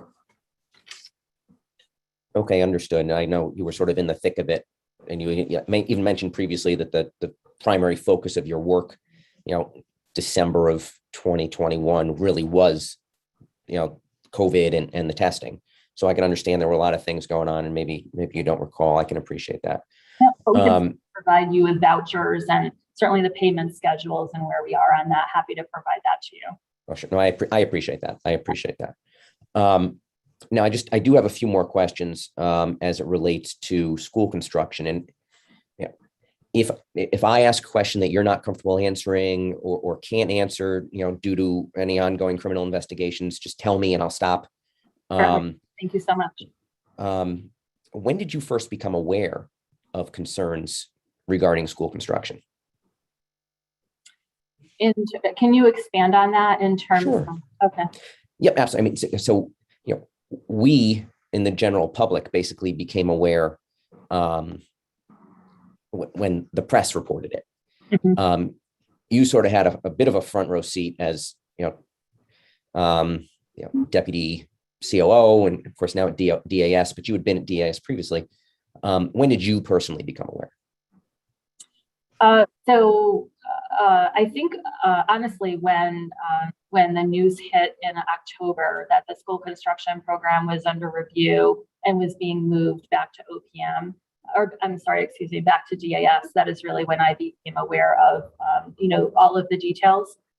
It was really, I think, a conversation with Commissioner Jabal and, the governor's team and the legal team around the investigation. I was not engaged in that detail, leading up to those decisions. So really when the press reports came out, and then obviously when certain announcements were made by the governor and Chief of Staff Noms and Commissioner Jabal, that's really when I became more aware of the details around the investigation. Understandable. So, what do you think could have been done to identify this problem earlier? So I appreciate the question. Hard for me to speak to that because I was not in these, the roles. I was not at OPM. But I think what I can speak to is, the steps that we are taking now to ensure that this type of situation does not occur again. We take the transparency of these programs very seriously, the separation of audit functions from the actual administration of the program very seriously. And so ensuring that those were separated out when the program came back to us is critically important. And then again, communicating all of the processes and procedures that are in place, and leaving no room of interpretation for those processes within our state construction team is essential. And then again, a refresher on all of our ethics trainings, and also equally as important, allowing our employees to ask questions and having that engaging conversation about various situations that may come up in the course of their business. So it's difficult for me to speak about, the what ifs and the how to prevent. And my focus is really on how to prevent this from happening again. And completely understandable. Mhm. And and that's sort of one of the reasons why I'm asking these questions, is so we can understand what happened, and the A, and then B, of course, what the agency can do to avoid things like this in the future, especially now that school construction is back at DAS. Now, in the course of the criminal investigation, have you been interviewed? I have not. Do you know if anybody in the agency has? I'm not. I do not know. I do not know. Okay. To clarify, I imagine that's all part of the process, but to the best of my knowledge, I'm not aware of who has been or who has been engaged. And I do want to be cautious of questions around the federal investigation. Completely understandable, and I'm trying to be cautious too. So I'm actually going to stop at this point. I don't want to take you too far into an area where you can't actually comment, but I appreciate your answers. Like I said, I don't necessarily envy you at this point. I'll be honest, I'm a little bit concerned that, we've seen other folks within the administration and within the agencies, plural, DAS and OPM, who were close to this. Many have since left or, have been dismissed. And I'll be honest, and this isn't necessarily a commentary on you, but I'm a little bit concerned that someone who was close to it is here before us today to be, the next commissioner. And again, that's not your fault. It just is. But yeah, I don't want to take us in a direction where you can't answer questions. So I appreciate your time. I wish you the best of luck as you try to clean things up. Senator, that's all I have at this time. Thanks very much. Thank you, Representative. Appreciate it. Thank you, Representative. Senator Formica.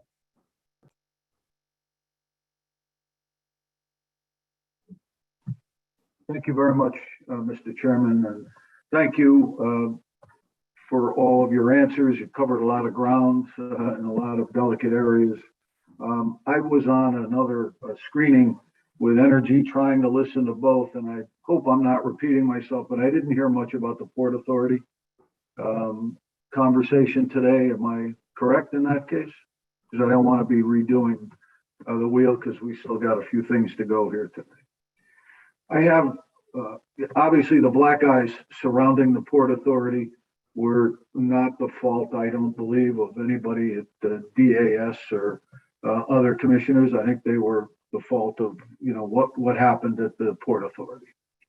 Whether they were overlooked or under supervised or the responses were adequate, that's a whole different story.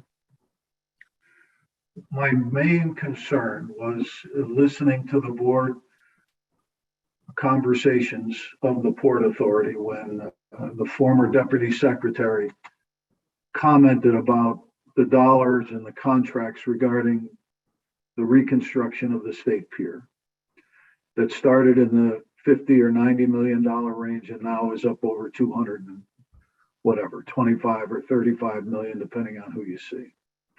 And one of the comments was made when I questioned him about how could it possibly balloon that much, was that his comment was, and I'm sure we can dig up the exact comment from the meeting minutes, but paraphrasingly, he said, the beginning, there was only a small percent. I believe he used the word 3% of the bids were in when the initial estimate was put forward and the bill was what became public for public consumption. And I said to him, well, is that possible that we could move forward on a project of this magnitude with under 5% of the thing in, of the bids talked about and in, and you're misquoting or misplaying, I guess, I'm not sure what the word I'm looking for is, what the total amounts will be. We kind of were led down a false path. That's a kind of what's in your bailiwick moving forward. And I just want to make sure that I never hear that again from anybody. If we're bringing something to use other people's money, the public's money, we should have an exact contract that says this is what it's going to cost X. These are the contingencies of 5% in case there's an overrun. And then I've been in business long enough to know things happen. But to miss 95% of it and to misrepresent the public, I think was arrogant, and I called them out on it, and I called the board out on it. And in fact, in that meeting, I believe I suggested everybody on the board should resign if we can't get this right. So I'm hopeful that that whole process is not going to be the same should you be appointed commissioner of DAS, because you handle a lot of that stuff. So I guess I'd love to hear your comment on that, and also where you see the Port Authority going forward under your leadership. Thank you, Senator. Thank you so much for the question, and good to see you today. So in response to your question on the Port Authority, DAS, just to clarify, has a limited role when it comes to the Port Authority project. And obviously we want to see that come to fruition on time and on budget. So largely we are providing, a technical support role in terms of construction, construction engagement, and providing, technical, guidance to the Port Authority. But we don't have a seat on the board, and it really is an independent, organization. What I can assure you with respect to your question on the taxpayer dollars is I also take that role very seriously in terms of being a steward of taxpayer dollars, and take that on as a very critical role to utilize taxpayer dollars safely, effectively, and wisely. And again, part of my training with Comptroller Lembo were those were, some of the tenets and hallmarks of his vision. And obviously, working for the governor, that's a joint and shared goal. But for 10 years of working with the Comptroller, auditing and ensuring, transparency and being proper stewards of taxpayer dollars was, part of, the fabric of my job at the Comptroller's office. Now pivoting to my role with the governor, he is clearly, very focused on ensuring that this project not only is complete on time, but also is utilizing taxpayer dollars correctly and wisely. So our agency will clearly continue to work with the Port Authority, OPM, and other agencies that are at the table on this, to review any issues that come before it on those issues and more. And I look forward to working with you, the delegation, and overall the legislature to ensure that we can provide those services moving forward. All right, and thank you very much for that answer. And in terms of moving forward on the taking the deputy secretary's place, are you working with that new person, or is that strictly through OPM and the Port Authority? My understanding was DAS was heavily involved in that part of it when Josh was there. I'm sorry, can you clarify, our Deputy Commissioner Noel Petra is, working with the Port Authority, on a limited basis to, provide, technical guidance and some budget support. But really, OPM is on the board. The incoming Secretary, Jeff Beckham, is I think very familiar with the Port Authority Board and has served on that for some time. So questions may be better directed to OPM and to the authority directly. But again, when it comes to DAS and our construction services department, our procurement division, we stand at the ready to help support the authority as we can. But again, recognizing the balance that they are an independent quasi at the same time. Okay, thank you for that. I may have misunderstood. I thought that when the deputy secretary left and Mr. How do you say the last name, Petra? I know I'm saying it incorrectly. No, so Deputy Commissioner Noel Petra is the head of the DAS. Okay, yep. My understanding was he was picking up the Port Authority oversight on the state pier construction as well as the school construction. Am I incorrect on that? I don't believe that's the case, but I will clarify, with our team here. I think it continues to be the existing role of providing technical and other expertise and support as we can. Yeah, my understanding was that the budget dollars that the former deputy secretary was overseeing and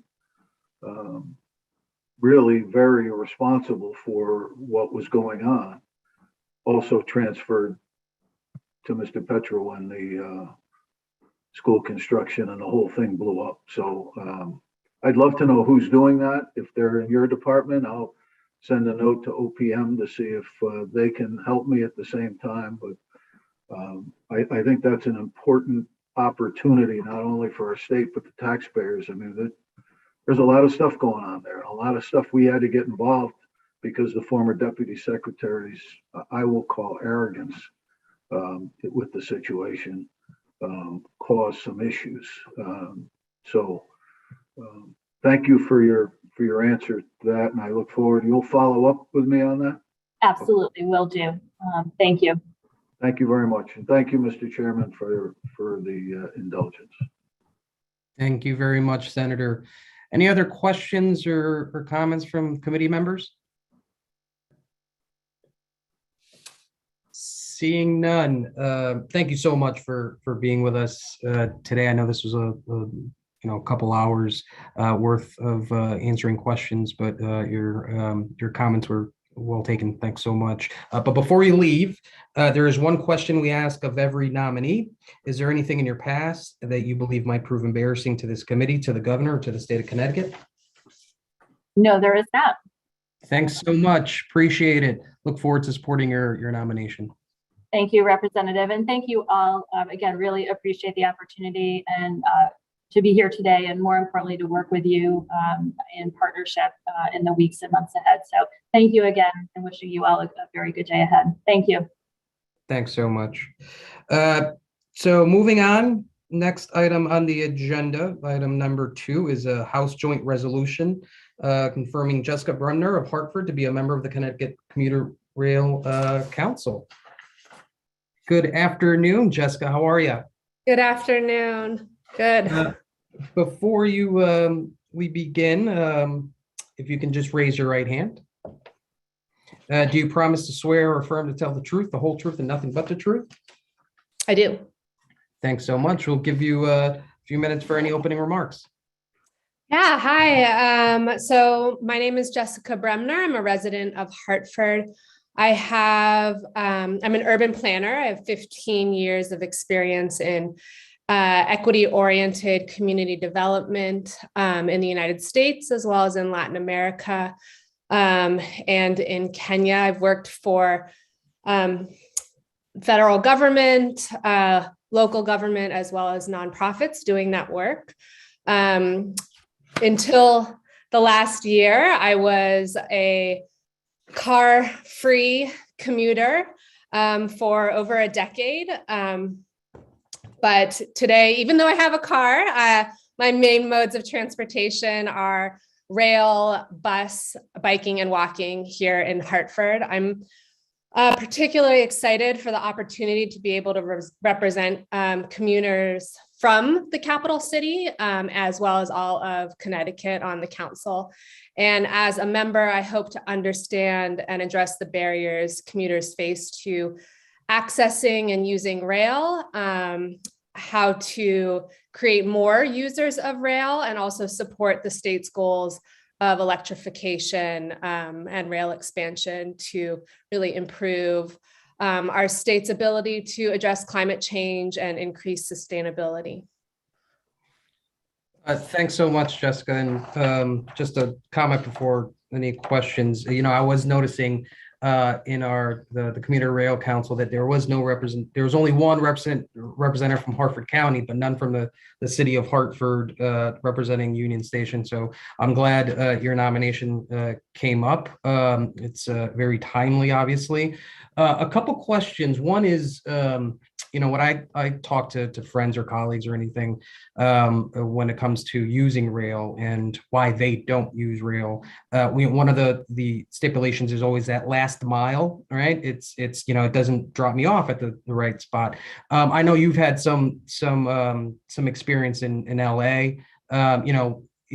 Are there things that in your experience, not just in LA, but in Latin America and everywhere else that you've worked, that you think you can implement or we can implement here in the state of Connecticut, specifically for that kind of last mile deterrent that some individuals have when it comes to whether or not they're taking rail?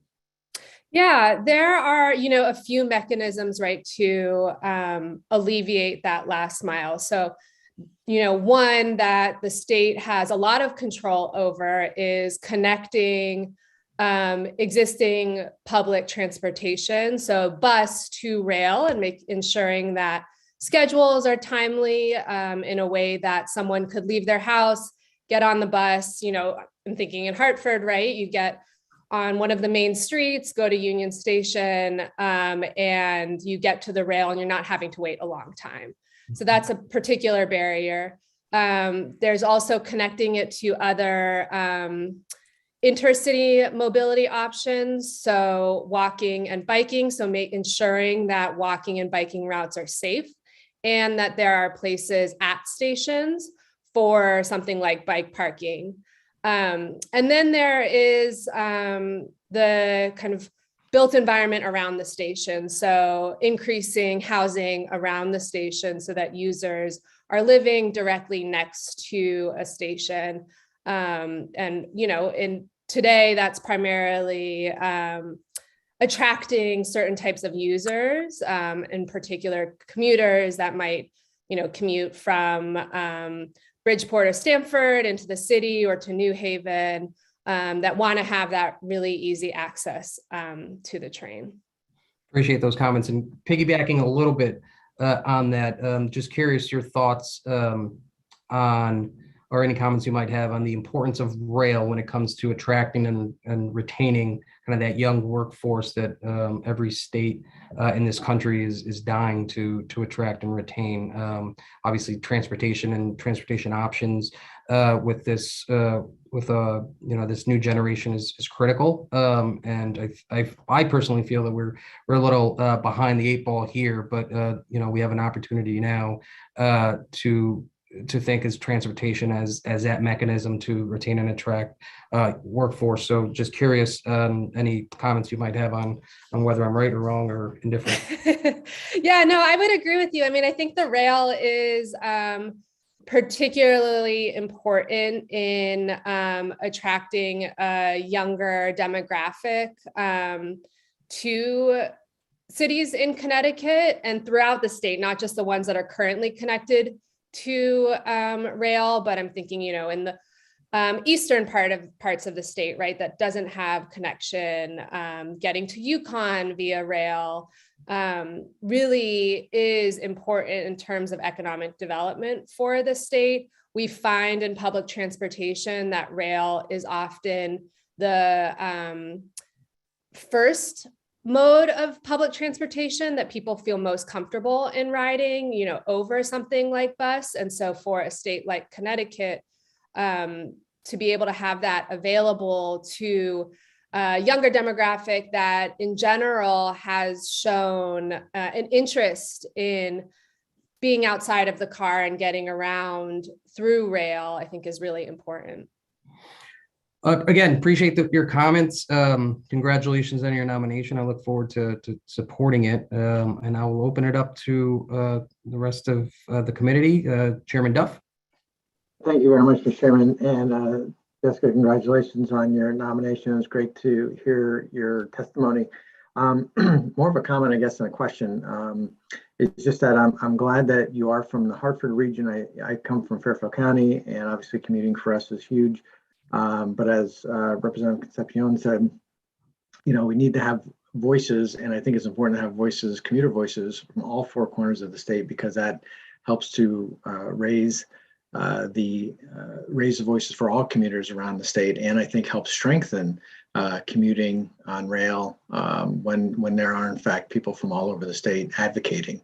I would just mention to you, my good friend Senator Eric Lesser from Massachusetts has been working to get the Hartford to Springfield and over to Boston rail line. I think Governor Baker has finally now, Governor Baker has finally now embraced that, which is great news. So we can get the west to east rail. I think that'll help quite a bit with traffic in that state, but also gives Connecticut commuters an option to get to Boston without having to get in their car. So, so keep in mind not just intrastate, but interstate as well, especially from your perch. And I congratulate you again on your nomination, and thank you for willing to serve. Thanks, Mr. Chairman. Thank you, Senator. I see Representative Quinn. Thank you, Mr. Chairman, and welcome, Jessica, and congratulations on your nomination. Being a commuter, what improvements would you like to see made while you're serving on this board?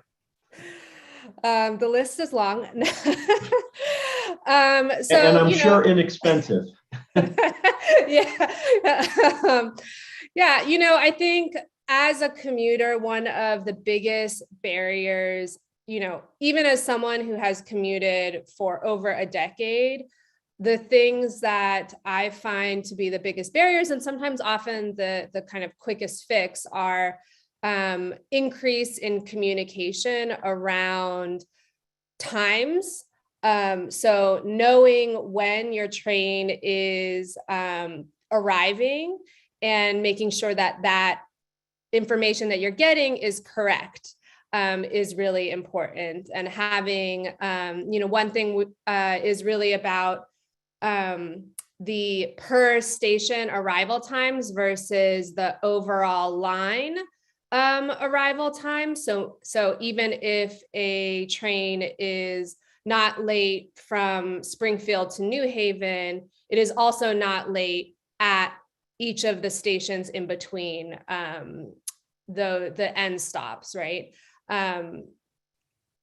Wayfinding at the station, so knowing where to go as well, both within the station as well as outside the station. So those connections, like we talked about earlier in the first last mile, connections to public transportation that's in the city, so bus, also to different sites that are in the city, right? So if you end up in New Haven, having a wayfinding sign that allows you to get, to the direction that you want to go to Yale, for instance, I think is also another important improvement. And then long-term, expansion of rail east-west, and as was said before, to Boston, and then including, quicker times overall. So getting the rail in shape for higher speeds as well as electrification. Do you think that any sort of text alerting system might work to address your first concern? I mean, it's a little bit different with rail. I mean, if I buy an airline ticket, the airline knows who I am and how to get a hold of me, whereas a rail ticket isn't necessarily giving them that kind of information. And I guess you wouldn't want a system where every time a train was going to be late, it just sends out a text to everybody who's signed up for the system. But and not knowing from a technology standpoint if it's even possible, but do you think something like that might be workable?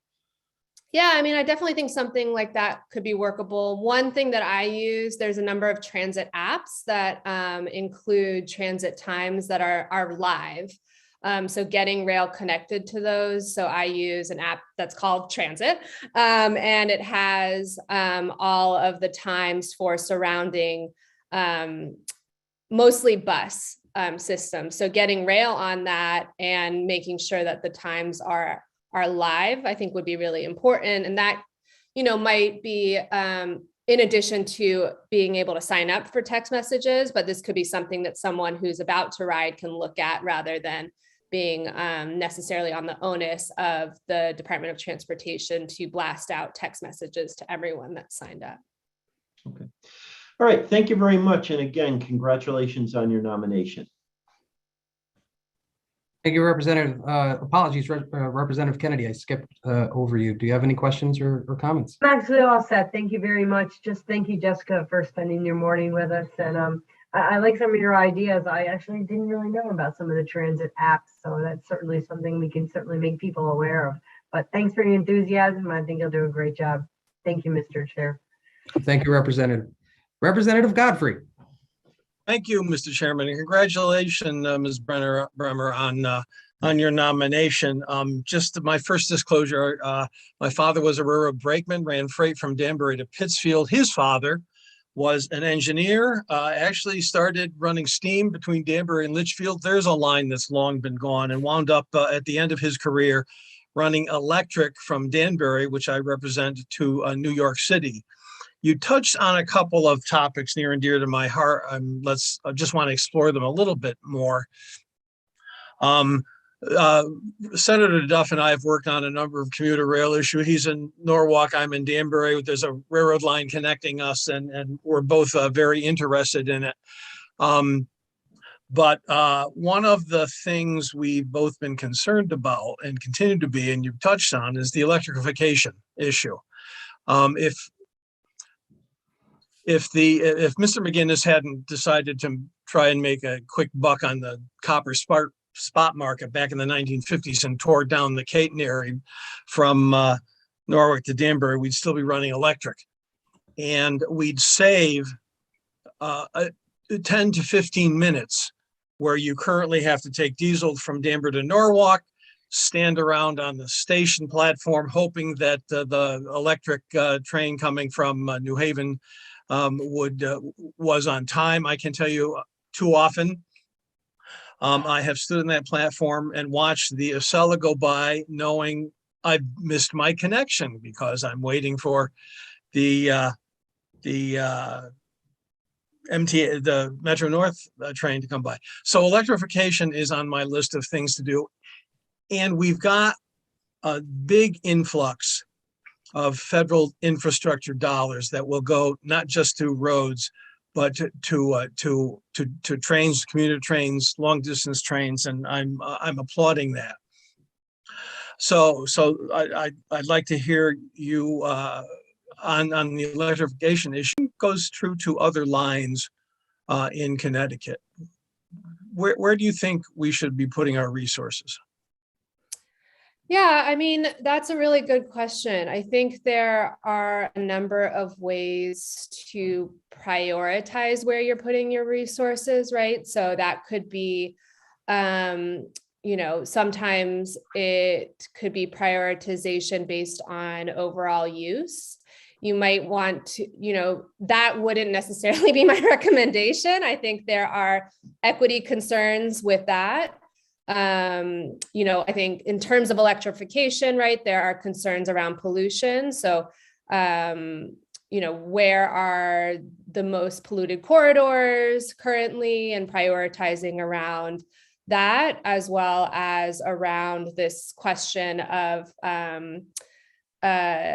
timeliness. So where might we gain the most time in time reduction through electrification could be another way of prioritizing those resources, as well as where, which existing lines have the ability to expand maybe the most could be another way of prioritizing those resources. And then I think in terms of, outside of electrification, in terms of expansion, right, prioritizing places that maybe don't have access to rail currently, that could really start to create the system that already existed, that was a really well-connected Connecticut, and as a way to get more users over time. Thank you for that. Certainly, I've been part of a group of Western Connecticut legislators who have been advocating expansion of commuter rail north of Danbury. I remember when you could actually take a train to Pittsfield, Mass. I'm only looking at this point for the last 20 years for expansion from Danbury to New Milford with a stop maybe in Brookfield. And interestingly, there's been expansion locally in Brookfield, very near the old train station. That's within walking distance. A lot of very exciting things have been going on there. So I'm hoping that, and similarly, the Waterbury line needs to be looked at. The Shoreline East needs to be looked at. The continued difficulties sometimes with Amtrak, and I'm happy you're from Hartford, because that area of the state needs more train connection. I've been very happy with the expansion of the commuter rail from New Haven to Hartford. That took a lot of money, a lot of work. I understand how passing sidings need to be put in. And absolutely that the ability to go from Hartford to Boston without having to go to New Haven and Providence would be a big step in the right direction. Because I look at from the Capitol, we can look down at the train station in Hartford. And sadly, instead of transit-oriented development, we see Route 84, parking lots, empty buildings, all within walking distance. And so I'm hoping your advocacy will also go to bringing a focus on that. And heaven forbid, we actually have a rail line that runs from Hartford to Bradley International Airport that runs on a regular basis. I hope your advocacy will also include that the interconnectivity, as you mentioned, of the different types of transportation services is absolutely critical. Coming into Danbury, we're fortunate. There is service area parking. There's a parking garage across the street that helps. There's limited bus service. There's limited taxi, Uber services. And I wish they would open the building so you could use the restrooms at train time. But that's just another one of my pet peeves. So I want to congratulate you. I think our state's headed in the right direction. I hope you're going to be a part of this. Your advocacy seems to be really, if you excuse the pun, on track for moving rail forward, because we need advocates like you to make the case publicly about the need for this, especially with all this money we have to spend. So congratulations and thank you. Thank you, Representative. Any other questions or comments from committee members? All right, well, seeing none. Jessica, before you go, there's one question we ask of every nominee. Is there anything in your past that you believe might prove embarrassing to this committee, to the governor, or to the state of Connecticut? No, I don't think so. Well, great. Thank you so much for being here and waiting with us all. I know it's been a long morning / afternoon for you, so thanks so much. Appreciate it. Yeah, thank you all. All right, so moving on, we have item number 3 on the agenda, which we have 3 separate ones, 3 Senate joint resolutions. We will start off with the first one on the agenda, the nomination of Shannon Giacovino of West Hartford to be the director of the Ombudsman Office within the Department of Developmental Services. Good afternoon, Shannon. How are you? Good afternoon. I'm great. Thank you. Before you begin, if you can raise your right hand. Do you promise, swear in, affirm to tell the truth, the whole truth, and nothing but the truth? I do. Wonderful. I'll give you a few minutes, obviously, to say any opening remarks you might have. Great. Thank you. Well, good afternoon, Senator Duff, Senator Kelly, Representative Concepcion, Representative Kennedy, and members of the Executive and Legislative Nominations Committee. It's an honor and a privilege to have been nominated by Governor Ned Lamont to serve as the independent ombudsman for the Department of Developmental Services and to work with a community that I so deeply value and respect. Thank you for the opportunity to provide this, this testimony. The Office of the Ombudsman works in partnership with individuals, families, state agencies, municipalities, General Assembly members, and other stakeholders to help resolve complaints with DDS. The Ombudsman serves as an independent facilitator to ensure that individuals and their families receive the support that they need to live, learn, work, and enjoy life in the community. The Ombudsman must also communicate the nature of complaints to the Council on Developmental Services and to the Commissioner of DDS to better direct resources and improve services.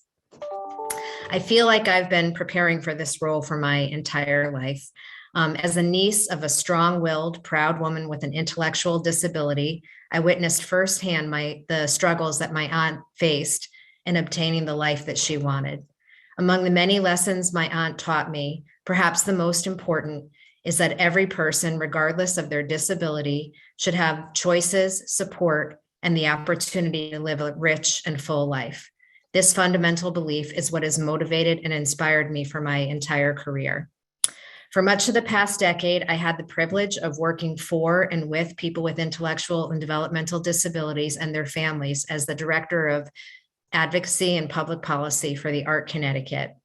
Through that work, I've learned a great deal about the diversity of needs, the challenges, and the resilience of the IDD community and their families. In my time at the ARC, I worked with thousands of people with IDD and their families, providing them with education and opportunities to obtain the supports they needed to build the lives they wanted. I developed strong working relationships with countless people and organizations, including Commissioner Sheff and his staff, other state agencies, nonprofit community providers, and advocacy organizations. And through my work at the Capitol, I collaborated with legislators on both sides of the aisle, including many legislators on this committee, to build bipartisan support for the IDD community and to promote good public policy for persons with IDD. I am deeply grateful to Governor Ned Lamont for the confidence he has shown in me and for the opportunity to meet with you today. I humbly ask for your support of my nomination as the independent ombudsman for the Department of Developmental Services and look forward to the opportunity to continue to partner with you and other stakeholders to make Connecticut a better place for persons with IDD to live. I'd be happy to answer any questions you might have. Shannon, thank you so much for both your oral testimony and your written testimony. It was great to read, and thank you for all the work that you have already done and will continue to do in this role. I don't have any questions. I just have one quick comment again, just to thank you for your willingness to serve on this incredibly important position. You know, one of the great things about serving on this committee is you learn about new roles and responsibilities throughout the state of Connecticut, and I really think this is an incredibly important role and one that I truly believe that you are more than capable of doing. So thank you so much for your willingness to serve, and I will open it up to any questions. We'll start off with Chairman Duff. Thanks, Mr. Chairman. I appreciate it. Shannon, I don't have any comments. I've known you for the better part of 20 years now in various roles. I know that you're certainly more than capable of handling this position and doing so really, really well, and that you will be awesome at the job. So just want to say congratulations. Glad you're willing to serve, and thanks for your comments this morning. Thank you, Mr. Chairman. Thank you both. Thank you, Mr. Chairman. I see Senator Formica with his hand up. I wasn't sure if that was a mistake or not, Senator. So thank you very much, Mr. Chairman. I was had my hand up to patiently wait my turn and to congratulate Shannon on her appointment. And it's been my pleasure to work over the years with you as co-chair of the IDD caucus. And you couldn't think of anybody more fitting for this role. And I wish you all success. And I know you're gonna be wonderful at it. So thank you. I have no questions. I just wanted to be able to say that. Thank you, Senator Formica. Thank you. Mr. Chair. Of course, thank you, Senator. Any other questions or comments from committee members? All right, well, seeing none. Shannon, there is one question we ask of every nominee. Is there anything in your past that you believe might prove embarrassing to this committee, to this governor, or to the state of Connecticut? No, I don't believe so. Wonderful. Thank you so much. I appreciate your patience today. I know there are a few members of the public, but we're going to wait until the end for them for this committee. So we're going to go on to the next item on the agenda, which, if I can find it, which is the nomination of Dave Stuber to be a member of the Materials, Innovations, and Recycling Authority. Is Dave with us? Hey, Dave. Hello, good afternoon, everyone. Dave, if you can raise your right hand for me. Do you promise, swear, and affirm to tell the truth, the whole truth, and nothing but the truth? I do. All right, well, the floor is yours. Thank you. Good afternoon, Senator Duff, Representative Concepcion, Senator Kelly, Representative Kennedy, members of the Executive and Legislative Nominations Committee. My name is David Cinco Stuber. It's my pleasure to appear before you this afternoon as a nominee for a seat on the Board of Directors of the Materials, Innovation, and Recycling Authority, or MIRA as it's known. For just over 10 years, it was my privilege to serve as an employee of this General Assembly as an aide to the Senate Democratic Caucus in various capacities. For the bulk of that period, through 7 consecutive legislative sessions, I served as a policy analyst assigned to various legislative committees, including the Energy and Technology Committee and the Environment Committee, among others. In that capacity, I worked on issues and legislation spanning topics such as renewable energy development and deployment, the state's renewable portfolio standard and Class 2 RECs for waste energy generation plants, as well as the state's solid waste management plan, among many other issues. Major legislation during this period included Public Act 14-94, which remade the then Connecticut Resources Recovery Authority, or CRA, into the current Materials, Innovation, and Recycling Authority. That same act also established the framework for the statewide solid waste management plan, which resulted in the current comprehensive materials management strategy of 2016. Presently, I serve as the Chief of Staff to City of Hartford Mayor Lou Bronin. In this role, among many other responsibilities, I work regularly with the city's Director of Public Works on matters pertaining to that department's purview, including recently revised plans for disposal of Hartford's municipal solid waste and recyclables. I believe that the Materials, Innovation, and Recycling Authority, presently finds itself at a critical juncture. Its waste energy incineration plant is nearing the end of its operational life, and a number of towns are reevaluating their future participation in MIRA's services. In joining the MIRA's board of directors at this moment of change, I could certainly commit to approach the board's deliberations with a critical eye and in full consideration of the long-term interests of MIRA's member towns and of the state of Connecticut as a whole. So thank you very much for your time. I'd be pleased to answer any questions you may have, and thank you for this opportunity to serve the people of our state.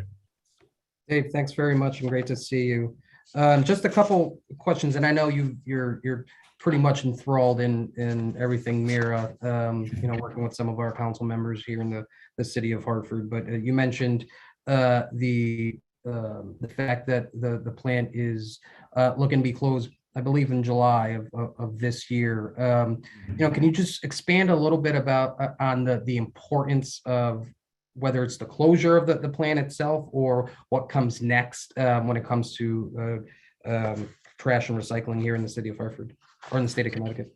Sure. So, the road ahead is really fairly uncertain when it comes to trash in the state as a whole, and certainly with respect to the incineration plant, MIRA's plant in Hartford in the South Meadows area. The plant had originally been slated to shut down operations at the end of June this year. So essentially, yeah, beginning July 1st of this calendar year. Folks may recall that back in 2018, the plant experienced a major failure and had to shut down for an extended period of time. And there was trash piling up as a backlog until repairs could be made and operations resumed. So the plant is certainly nearing the end of its operational life.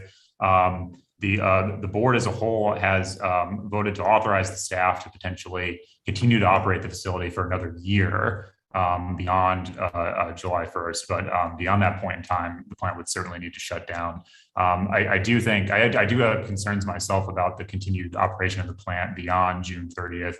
I think it is very possible that if it were to continue to operate, that another breakdown could occur, and that would leave us with a number of unresolved problems to try to come up with a solution for.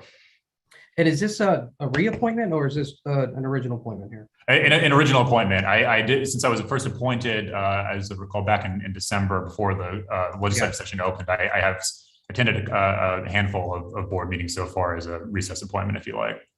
Gotcha. Well, that's all the questions I had, Dave. I think you're going to be phenomenal on the board. I appreciate your willingness. I don't know if anybody strong-armed you to do it, but certainly appreciate your willingness to serve on this committee, especially during these uncertain times of the facility. And I know you'll have the best interest of not just the residents of the city of Hartford, but the residents of the Hartford region, the state of Connecticut at heart. So I will open it up to my committee members, starting with Chairman Duff. Thank you, sir. Hi, Dave. How are you? Great to see you, Senator. Good. You too. Just want to thank you for this. As a former chair of the Energy Committee, and anybody else who's on the Energy Committee, like Senator Formica is and others, MIRA, this is a huge issue with MIRA that we have to get our arms around.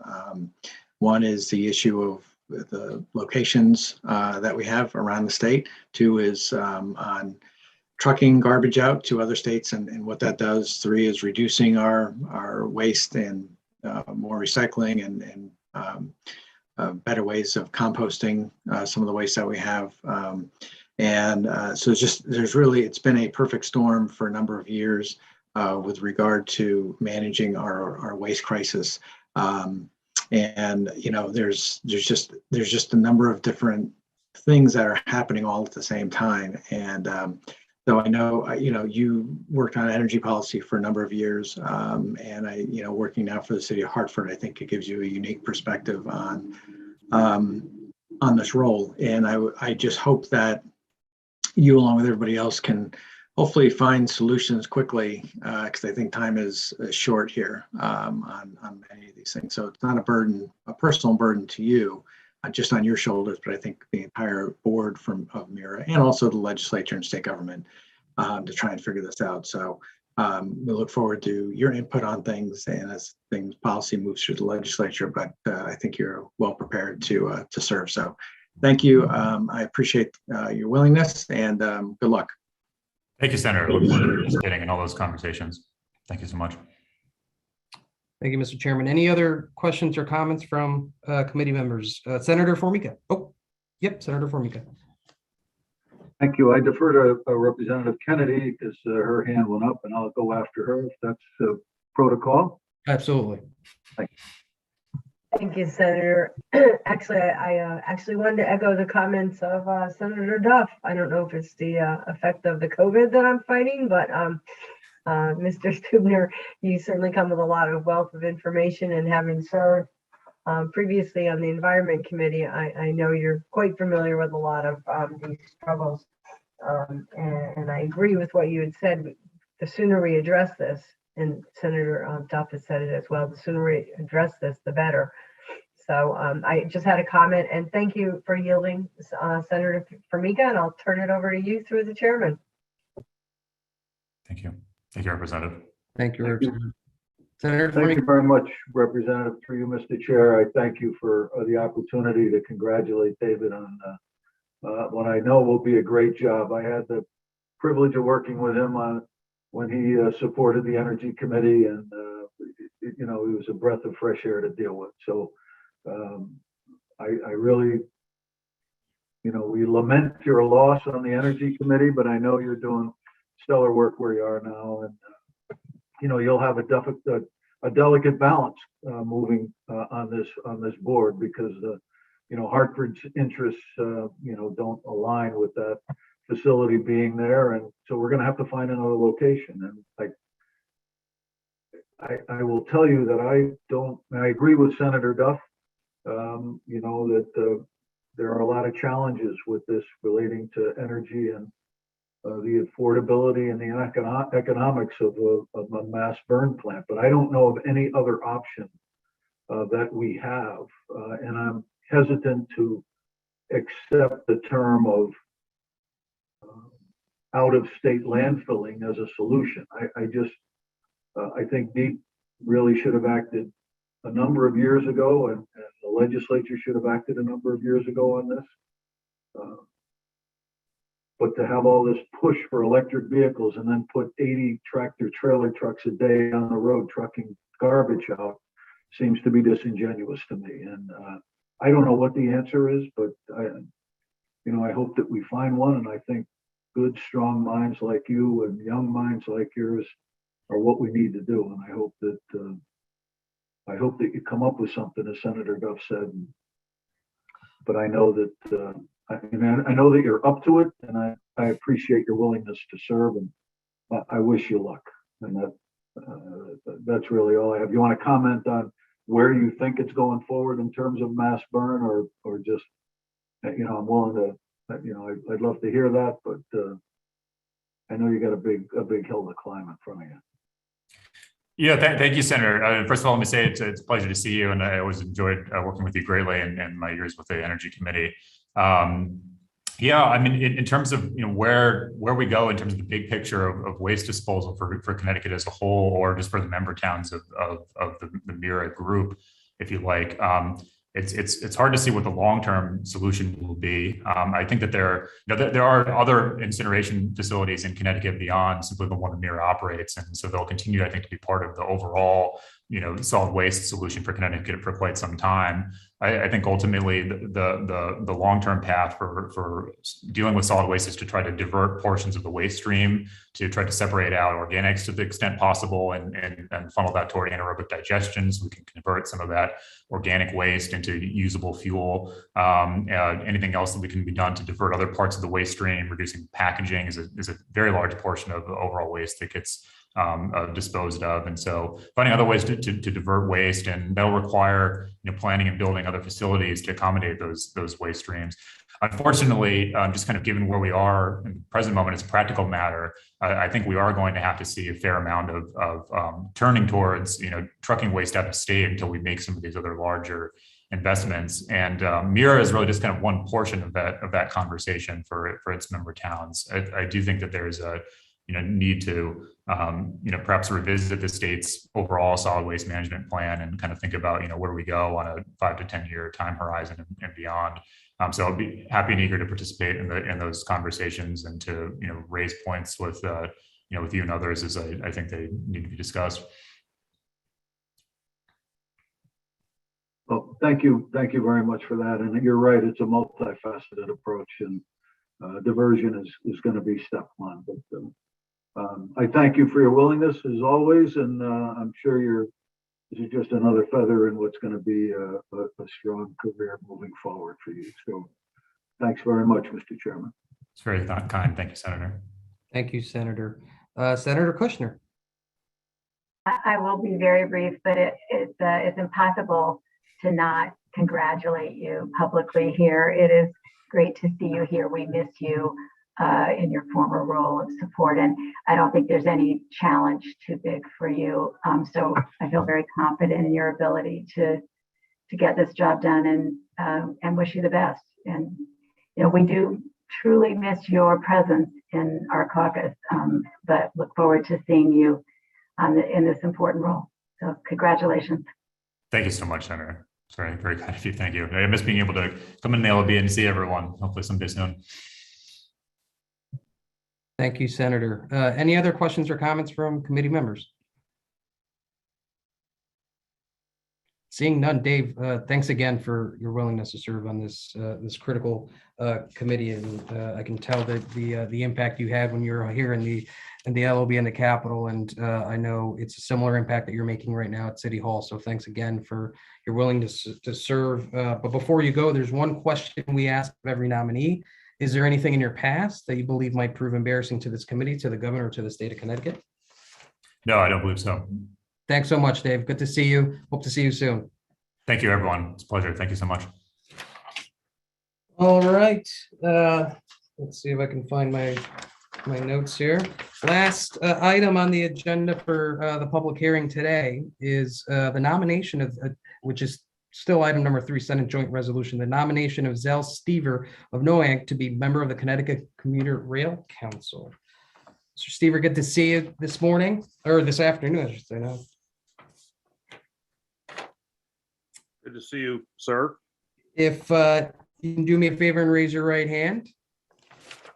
Do you promise to swear to affirm to tell the truth, the whole truth, and nothing but the truth?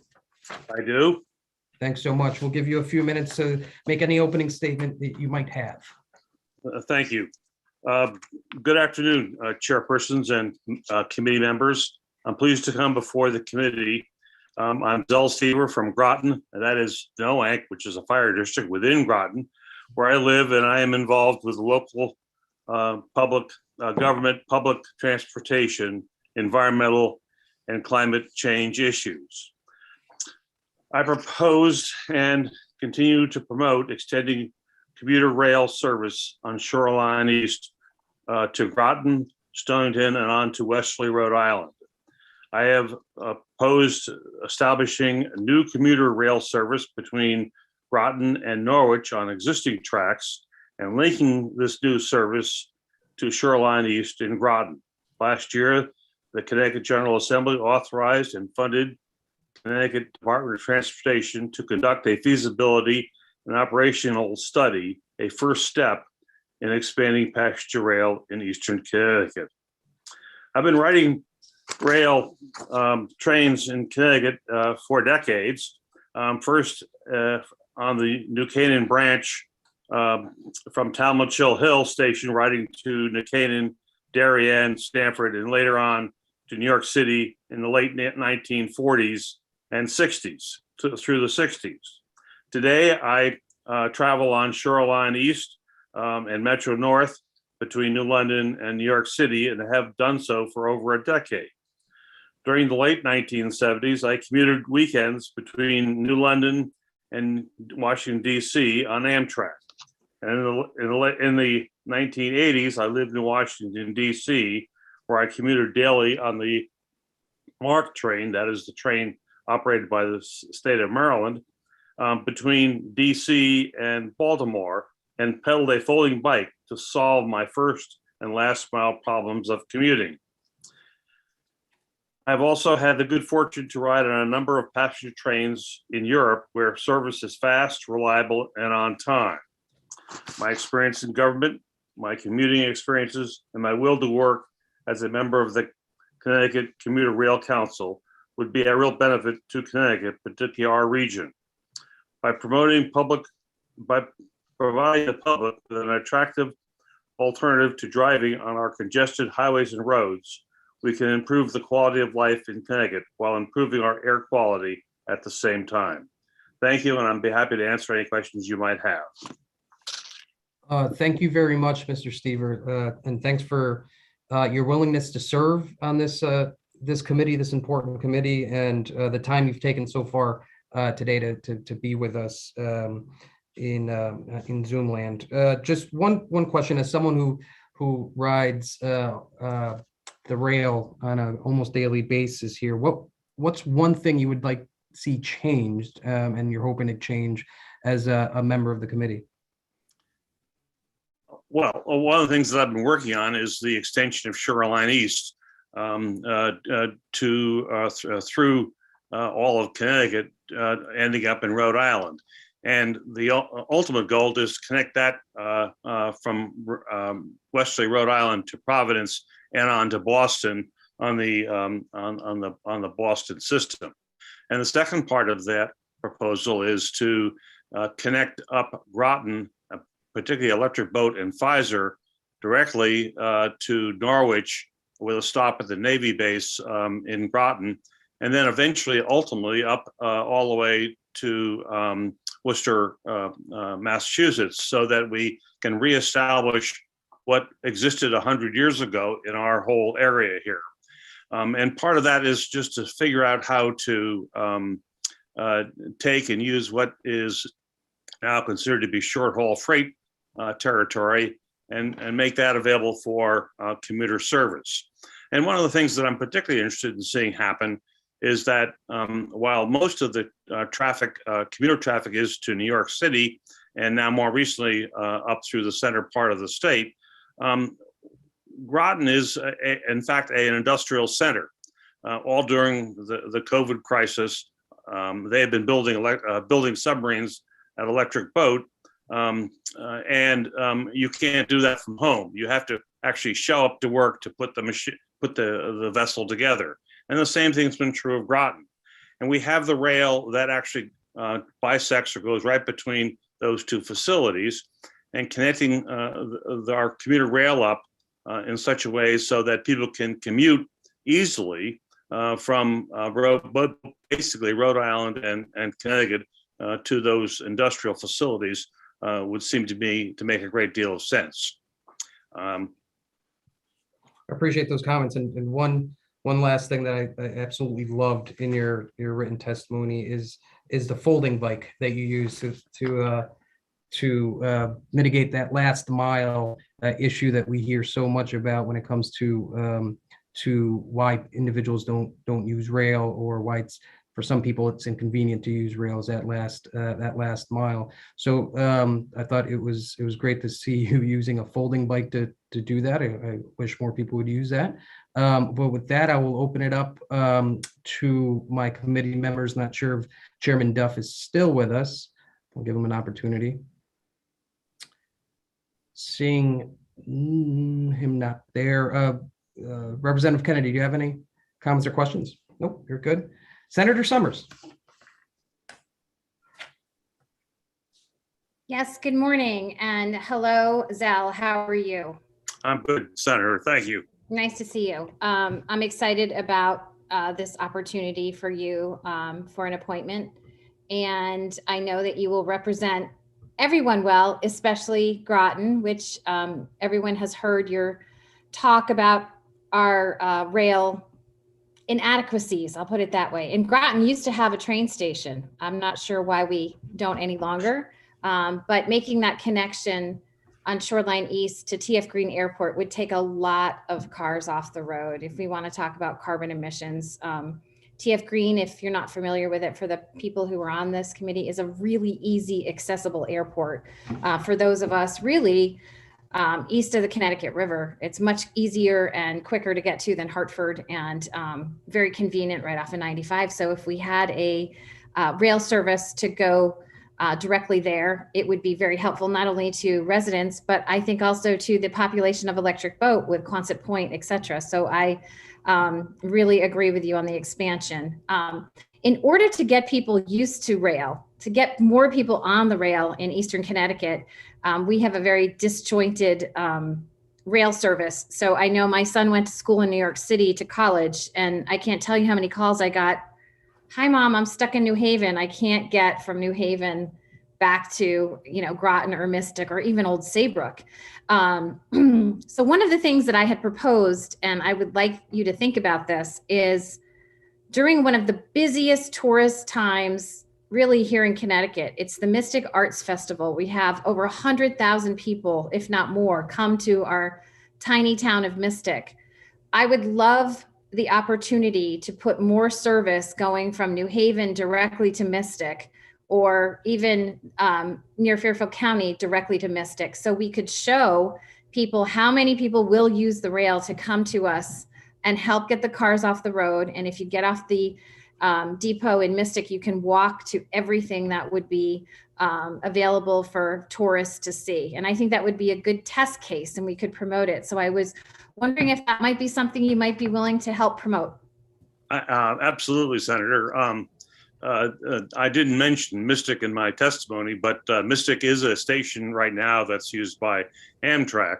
And so one would expect that a Shoreline East going east would also use the Mystic station and connecting up the whole system from all the way from the Haven all the way, or actually from New York City all the way to Providence. And I also should mention that, as you well know, we have the Mystic Seaport and the Aquarium, which are very important and very popular tourist destinations. And in fact, Mystic is considered to be one of the highest and best places to come as a tourist. And in fact, even during this time of year, it's hard to get down through the middle of Mystic because of the tremendous car traffic coming through there. And I believe if we do this correctly, and it means working with the state Department of Transportation, if we do this correctly, we ought to be able to take a whole lot of cars off the road. And as you may know, Groton is a town of 40,000 people, and 26,000 people commute every day to our community. And if we take a small portion of those people off the road and put them on a train, particularly an electric train, we have the opportunity to really improve their experience getting to work or getting to wherever they're going. But we also have the opportunity to reduce our greenhouse gas emissions throughout the state. The train, particularly electric trains, are something about 75% less carbon emissions come from electric trains. And so it not only is this good for commuter transportation, it's also good for our environment.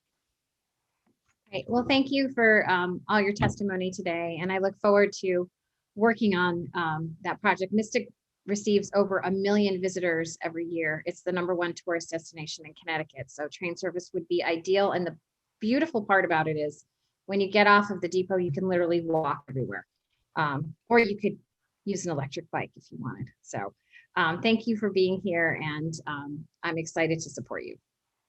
Thank you. Thank you, Senator. Senator Formica. Thank you, Mr. Chairman. Just a quick note of support that we have someone from Eastern Connecticut that's willing to represent us on the Commuter Rear Council. And Mr. Stever, I thank you for stepping up, and I wish you well. If there's anything I can do to support you. My district goes from Old Saybrook to New London. I know that the opportunities are difficult because the population isn't quite there, to support the increase in Shoreline East. But with the Coast Guard Museum, about to take fruition, I think, and that will be hundreds of thousands of visitors a year that will come visit there. And New London is, going to be a greater city than it is in just a few short years. And I would also say the fact that Niantic is about ready to supersede Mystic as the premier place for tourism here in Eastern Connecticut. So there'll be an opportunity for expanding that too. But I look forward to supporting you, and I think you have all the right ideas here, and I just hope you can get some legs on the council to kind of convince the people we need to convince to expand Shoreline East, because I believe it to be, if you build it, they will come. And I went through the college kids with the same thing. You get into New Haven and the connection leaves 1 minute after the arrival from New York. So, there's a lot of stuff we can do to help us out. But thank you, and thank you, Mr. Chairman. Thank you, Senator. Thank you, Senator. Any other questions or comments from committee members? Seeing none, Mr. Stever, before you go, there's one question we ask of every nominee. Is there anything in your past that you believe might prove embarrassing to the committee, to the governor, or to the state of Connecticut? I do not believe so. Wonderful. Thank you so much. Thanks again for taking the time. I look forward to supporting your nomination. Thank you very much, Mr. Chairman. I know there are a few members of the public that are wanting to testify. I see one that just popped up. Kevin Zingler, the floor is yours. Good afternoon. Thank you for having me. Senator Duff, Representative Concepcion, Representative Quinn, Senator Kelly, Representative Kennedy, and the esteemed members of the Executive and Legislative Nomination Committee. My name is Kevin Zingler. I am the Chair of the Council on Developmental Services for the state of Connecticut. I'm writing today on behalf of the Council to express its unanimous support of Shannon Giacovino for the office of the Ombudsperson. Pursuant to Section 17A 1-210A of the Connecticut General Statutes, the Council on Developmental Services is charged with preparing and submitting a list to the governor of qualified candidates ranked in the order of preference to be appointed as the next director of the Ombudsman's office for the state in the Department of Developmental Services. After due consideration, including an extensive interview process of several candidates last summer, the Council on Developmental Services unanimously submitted the name of Shannon Giacovino to the Governor of Lamont as our first choice to serve as the next director of the Ombudsman's office for the Department of Developmental Services. The Council was impressed by Mrs. Giacovino's extensive experience in working with individuals, families, private providers, DDS, and the legislature to help expand and advocate for services for many years. Council members commented on her communication skills, compassion, fairness, and understanding of the nomination process and previous interactions with her when she worked for the ARC of Connecticut. These qualities were also noted when checking references, who noted that she was reliable, hardworking, and understood the disability world and issues. In addition, several of these who provided references commented on her ability to listen and mediate contentious situations with a positive outcome for all involved.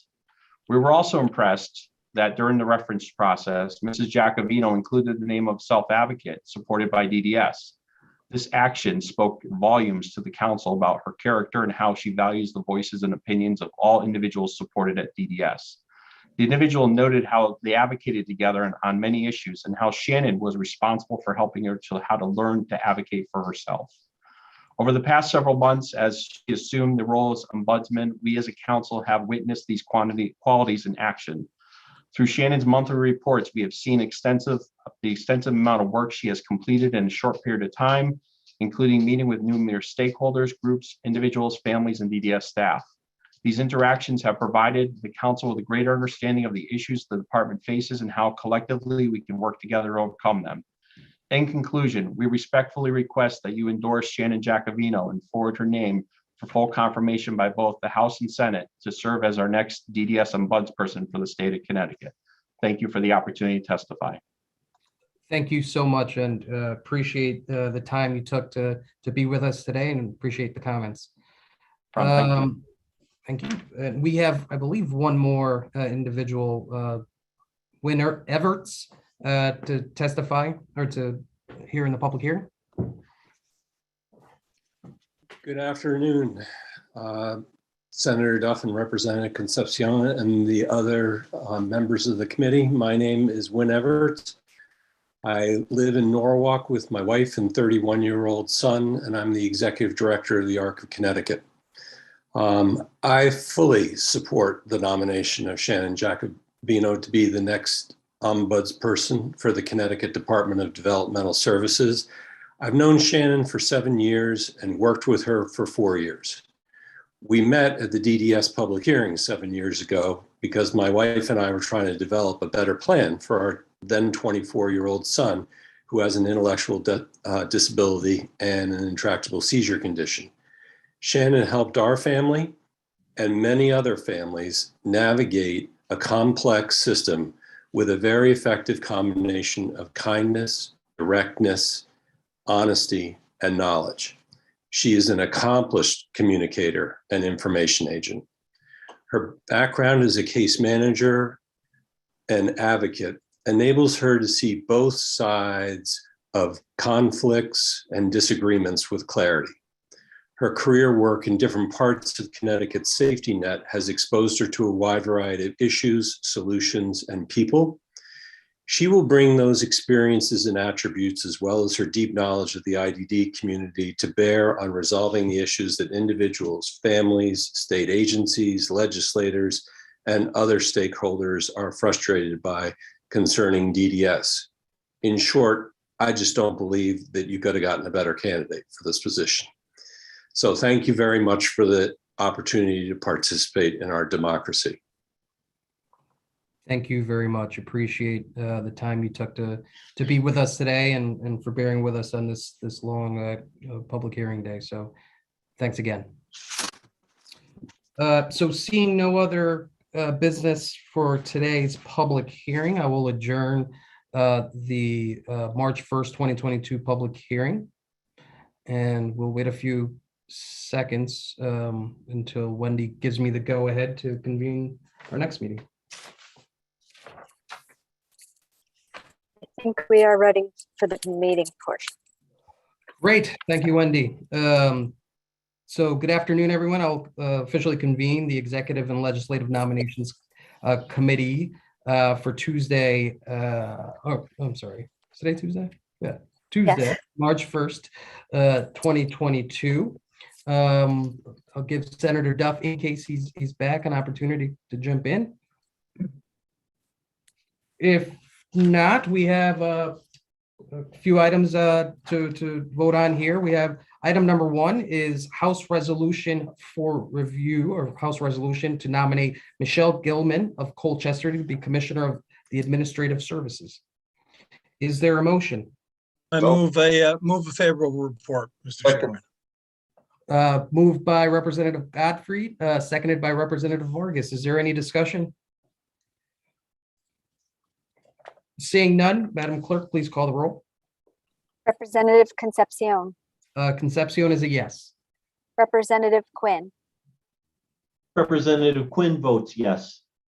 Representative Kennedy.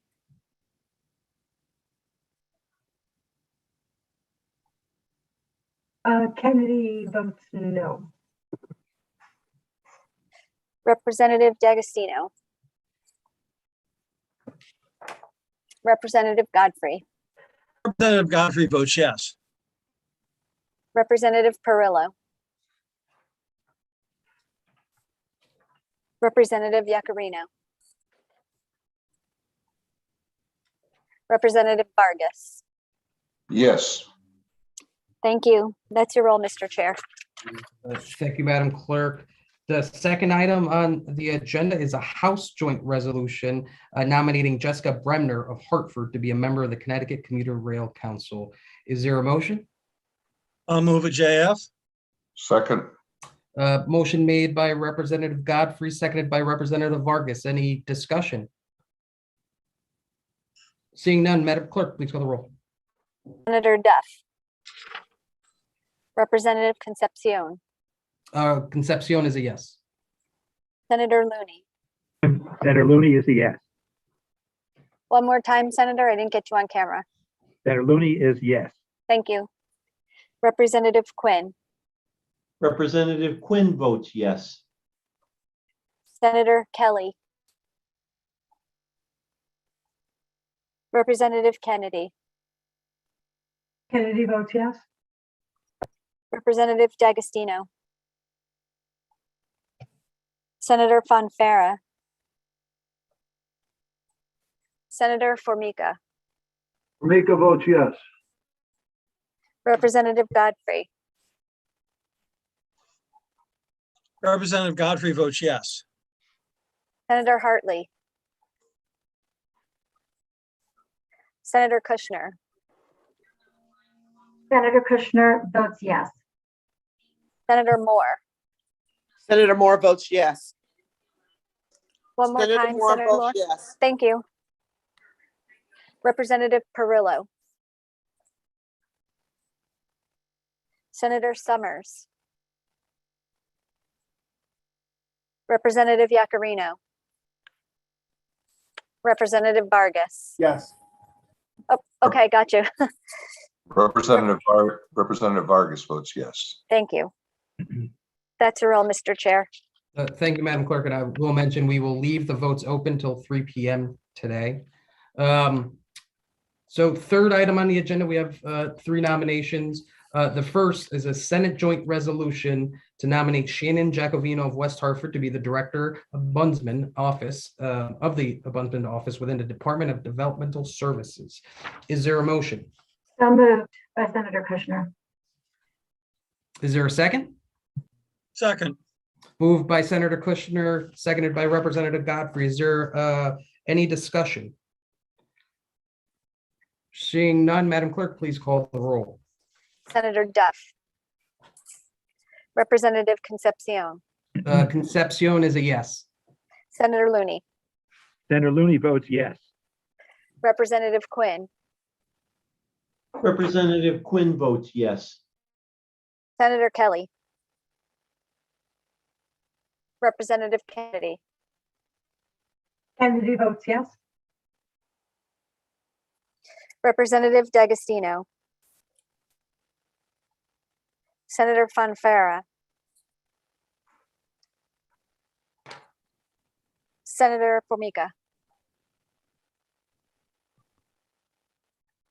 Formica votes yes. Representative Godfrey. Godfrey votes yes. Too fast, Representative. One more time. Representative Godfrey. Representative Godfrey votes yes. Thank you. Senator Hartley. Senator Kushner. Senator Kushner votes yes. Senator Moore. Senator Moore votes yes. Senator Moore votes yes. Thank you. Representative Perillo. Senator Summers. Representative Yacarino. Representative Yakarina votes yes. Representative Vargas. Representative Vargas votes yes. Thank you. That's your role, Mr. Chair. Thank you, Madam Clerk. Next item on the agenda, we have the nomination of Dave Stuber to be a member of the Materials Innovations and Recycling Authority. Is there a motion? So moved. I Second, defer to the president. Motion made by Senator Looney, seconded by So- Representative Godfrey. Is there any discussion? Seeing none, Madam Clerk, please call the roll. Senator Duff. Representative Concepcion. Concepcion is a yes. Senator Looney. Senator Looney votes yes on his own nominee. Representative Quinn. Representative Quinn. Representative Quinn votes yes. Senator Kelly. Representative Kennedy. Kennedy votes yes. Representative D'Agostino. Senator Fonfara. Senator Formica. Votes yes. Would you vote one more time, sir? Vote two more times on this one. Thank you. Formica votes yes. Representative Godfrey. Representative Godfrey votes yes. Senator Hartley. Senator Kushner. Senator Kushner votes yes. Senator Moore. Senator Moore votes yes. Senator Moore votes yes. Thank you. Representative Perillo.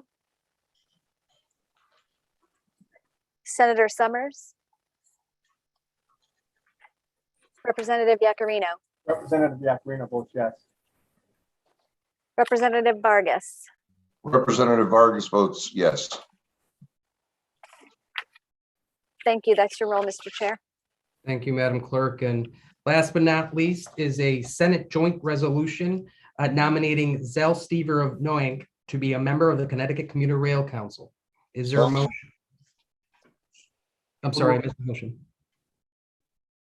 Motion made by Senator Formica. Is there a second? Second, Mr. Chair. Seconded by Representative Kennedy. Is there any discussion? Seeing none, Madam Clerk, please call the roll. Senator Duff. Representative Concepcion. Concepcion is a yes. Senator Looney. Senator Looney votes yes. Representative Quinn. Representative Quinn votes yes. Senator Kelly. Representative Kennedy. Kennedy votes yes. Representative D'Agostino. Senator Fonfara. Senator Formica. Formica votes yes. Representative Godfrey. Representative Godfrey votes yes. Senator Hartley. Senator Kushner. Senator Kushner votes yes. Senator Moore. Senator Moore votes yes. Got it. Representative Perillo. Senator Summers. Representative Yacarino. Representative Yacarino votes yes. Representative Vargas. Representative Vargas votes yes. Thank you. That's your role, Mr. Chair. Thank you, Madam Clerk. And just a reminder, we do not have a meeting this Thursday. So our next, I believe, Wendy, again, correct me if I'm wrong, is Tuesday, March 8th, Yes. 10 a.m. And just a reminder, we will leave the votes open till 3 p.m. today. So we will stand in recess until then. Thank you. Thank you, Mr. Chair. You. Feel better, Representative Kennedy. Yes, please. Thank you, Wendy. Thank you.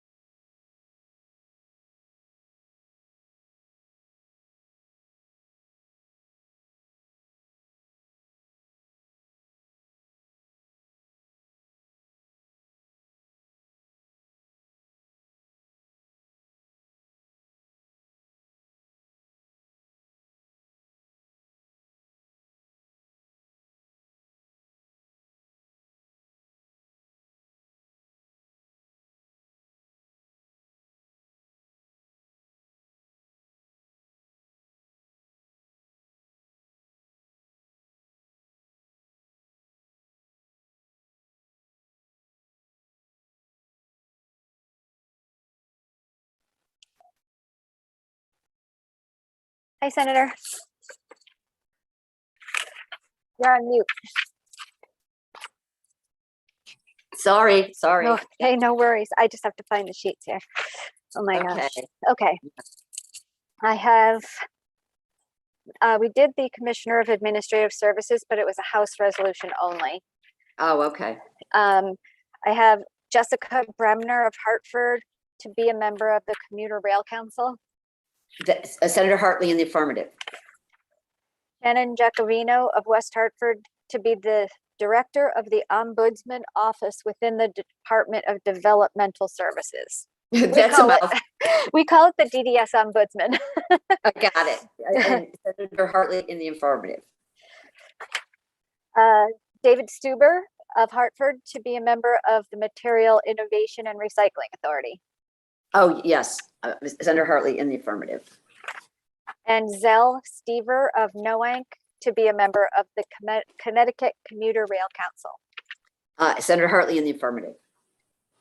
That's it. Thank you so much. Yeah, have a good one.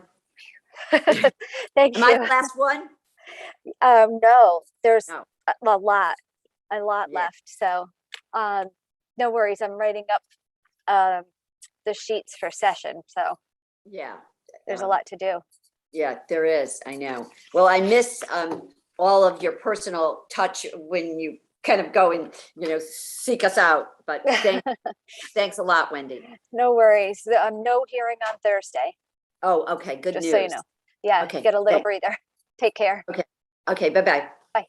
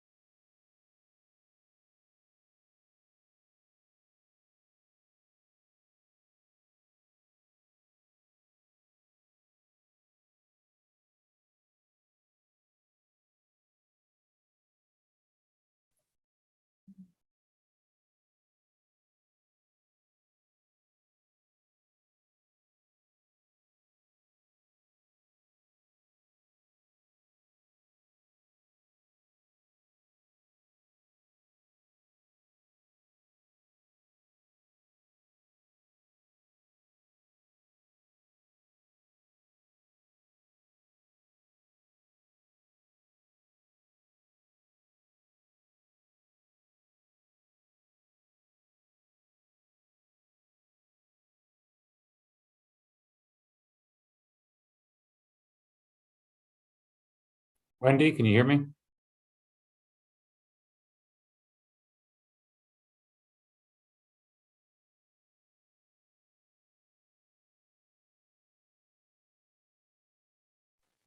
I can hear you. I can't see you. Yeah, I don't know what's going on here. I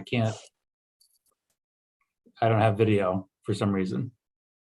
Do you need me to send you the link again? Yeah, can you send it to my work email and make sure that I'm invited via my work email? Maybe that's it. Yeah, I do every week. I send it to you both ways. Yeah, I then know. Jason said you couldn't get on and I've just been having a lot whatever. of trouble that way, and I've got Zoom open on the other computer because I'm in general law, and so I can't do two Zoom meetings. Let me see. I'm gonna invite you from inside this and see if that works better. Let me just see. And that'll be an invite coming to my email. Yeah, it should go to your email, like your inbox on that email address. My work email. Yeah, so let's just see.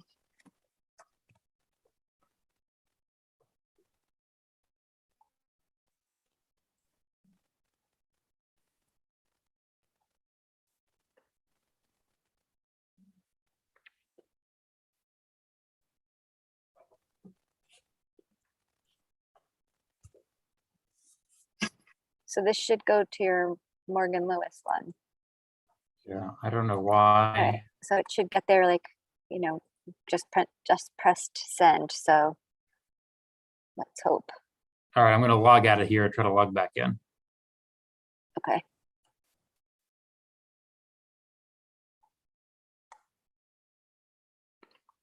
Okay, hopefully that worked. Let's see.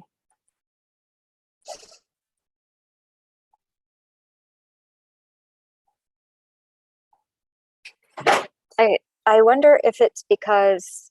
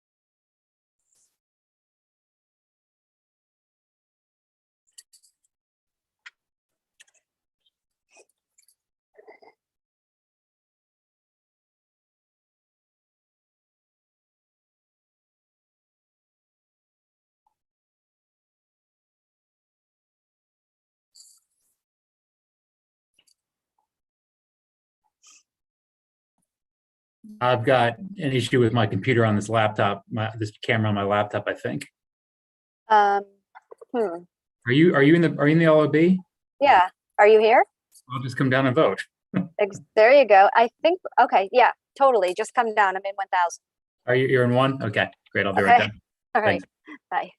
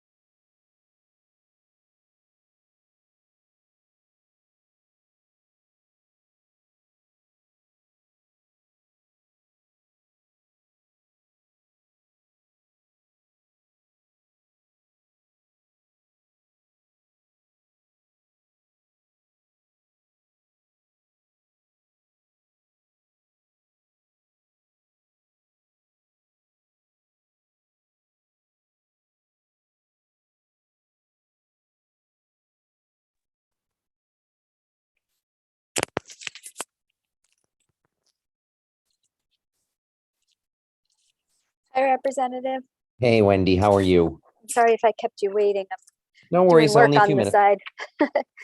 Okay, I have for you Michelle Gilman of Colchester to be Commissioner of Administrative Services. No, Jessica Bremner of Hartford to be a member of the Connecticut Commuter Rail Council. yes, And Shannon Jacovino of West Hartford to be this is so long, the Director of the Ombudsman Office within the Department of Developmental Services. We used to call it the DDS Ombudsman. but why make it simple? Exactly. Yes on that. Thank you. And let's see, David Stuber of Hartford to be a member of the Material Innovations and Recycling Authority. Yes, And finally, Zell Stever of Noank to be a member of the Connecticut Commuter Rail Council. yes. Thank you so much. You I are appreciate welcome. it. Thanks, Wendy. Bye, take care. Bye-bye. Just a reminder, oops.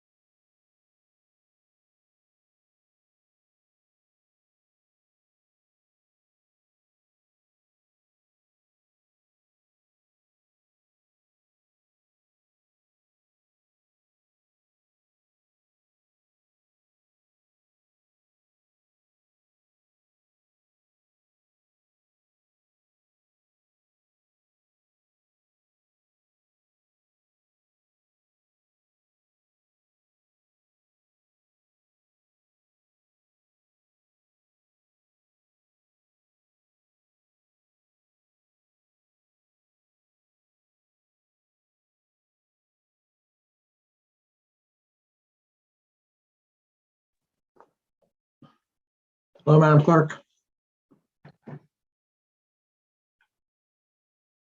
Hello. Okay, here to vote, please. Okay, just one sec.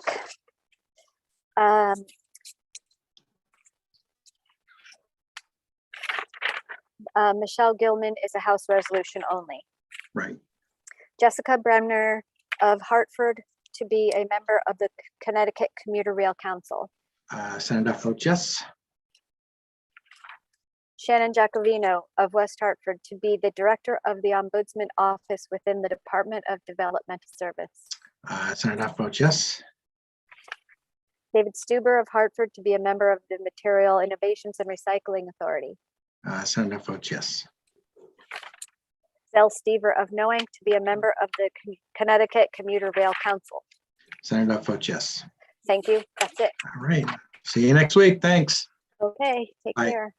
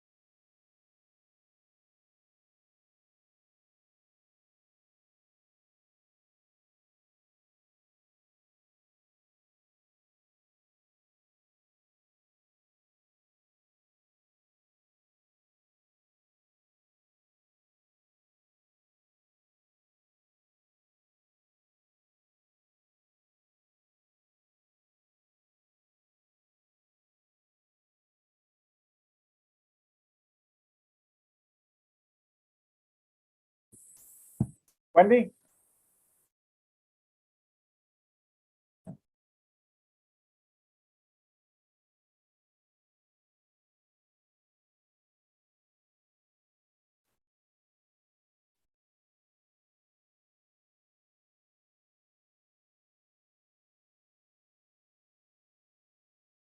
I didn't know. I'm here. Hang on. Okay. I'm talking. Sorry about that. I'm not- Okay. Right, so I didn't vote in the first DAS commissioner. I realized. Yeah. Okay. Michelle Gilman of Colchester to be Commissioner of DAS. Yes, sir, right? What's up? It's the only one I missed. I was in Yeah, I think you're right. I was going back and forth between commerce and, That's the only one. Yes, sir. oh, this is a tough vote, actually. I'm sorry. No, I completely understand. It's hard on you guys. No. It's not her fault, but there's a lot of problems with everything. I'll probably be the only Republican voting for her. I don't know how she'll do, but I think I'll vote yes. I mean, Okay. I can always So change the house. so recorded, sir. Excuse me? So recorded, sir. I lost you. So recorded. All right. all No set? hearing. Yes, no hearing on Thursday. All right. Thank you. Okay. Take care.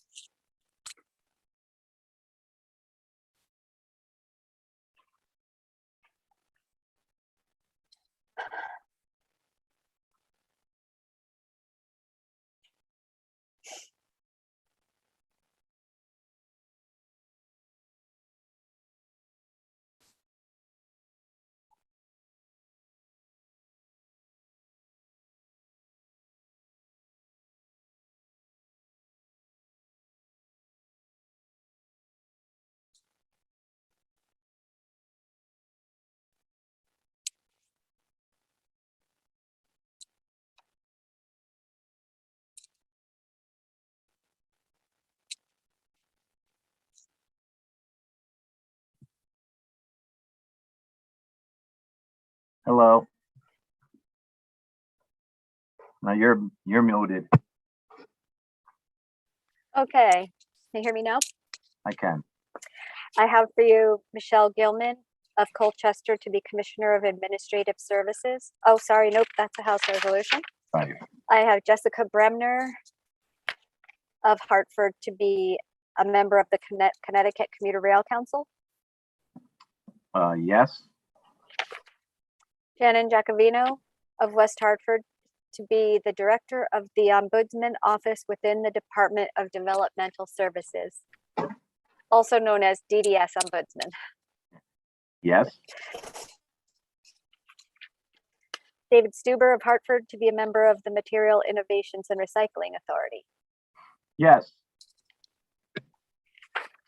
And Zell Stever of Noank to be a member of the Connecticut Commuter Rail Council.